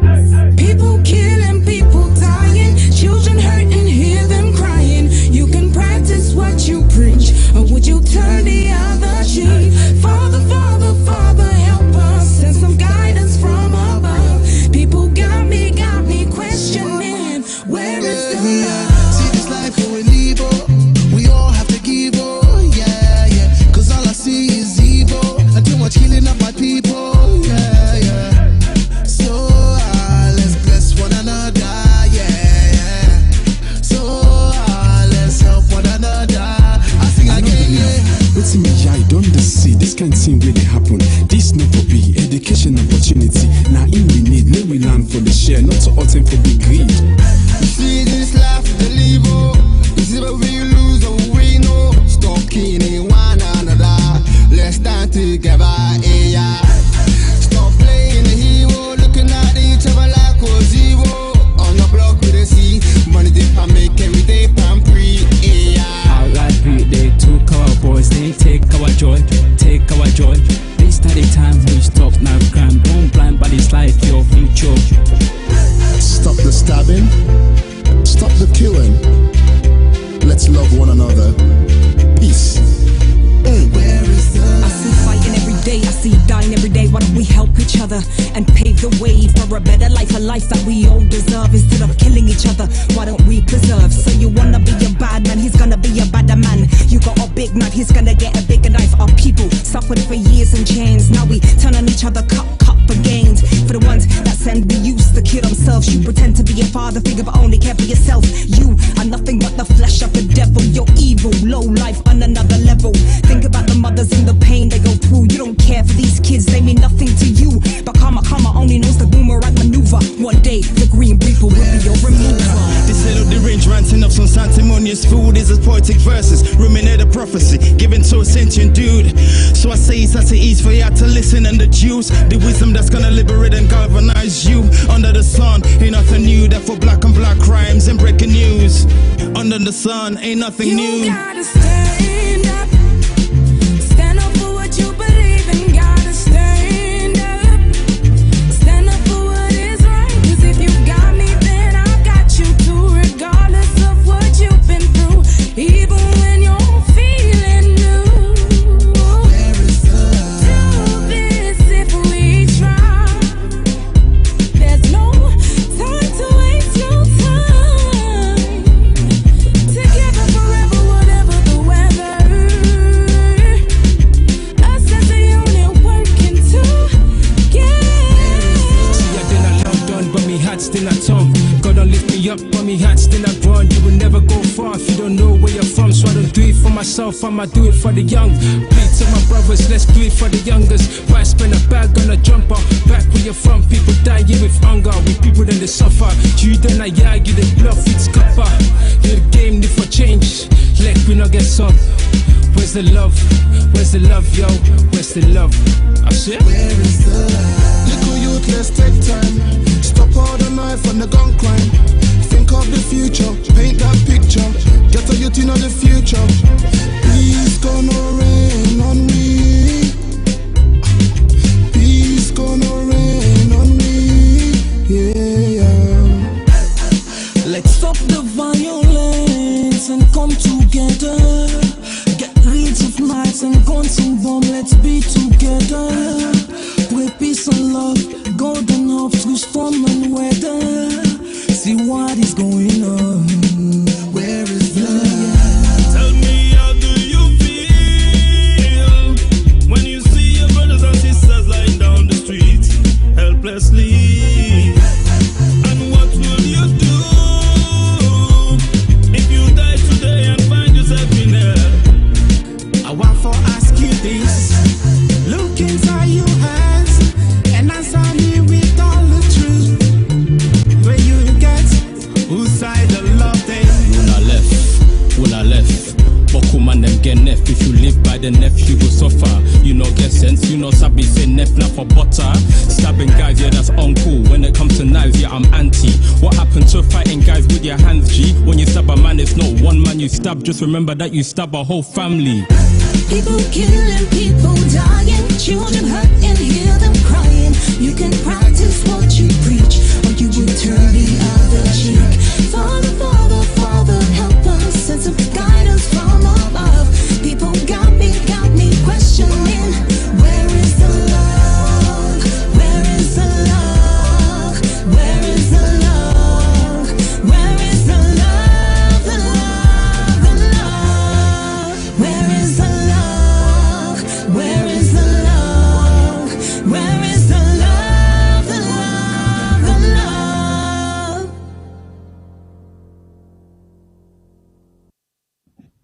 Good morning. I'm coming to you again from Portland, Oregon. And just to say thank you to all of you who stood in line, mailed ballots in. We saw the success of the mail-in ballot. And so I'm asking again, first of all, saying thank you and asking and turning your attention to the Senate runoff races that are happening in the state of Georgia. So we have the Reverend Raphael Warnock and John Ossoff, who are running for Senate runoff races that are coming up in Georgia on January 5th of 2021. That's the actual election day. Early voting begins December 14th, and you have until December 7th to register to vote. You should have been, since November 5th, should have been able to ask for absentee ballots if you're not going to be in the Georgia area. Please go to gasenate.com. It lists clearly all of these dates that I've given you. There is an outline that you can follow. There's, I guess, links for resources as well on best and safest ways to get the vote out there. I understand COVID is its own monster, and so I'm asking you that only if you can do so safely, and please do so safely, get the vote out there. Be there January 5th to vote, but what's more important is for us to mail in those ballots. And if you're not going to be in the state of Georgia, ask to have absentee ballots that you could mail in starting December 14th. These Senate races will give our incoming president and vice president the leverage really that they need to be able to put in place policies, innovative programs, pass legislation that would work, that would benefit people that look like you and like me. Let's give them a chance, first of all, to put these policies in place. Let's give them a chance to unify this country and bring us together, just like we once were.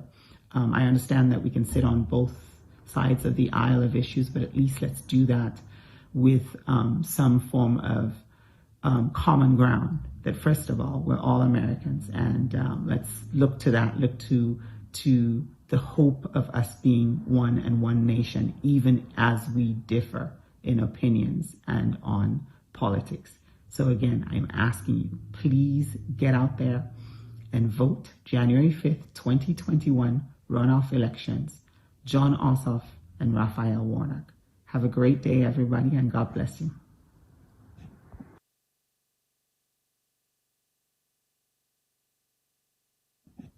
Good morning. I'm coming to you again from Portland, Oregon. And just to say thank you to all of you who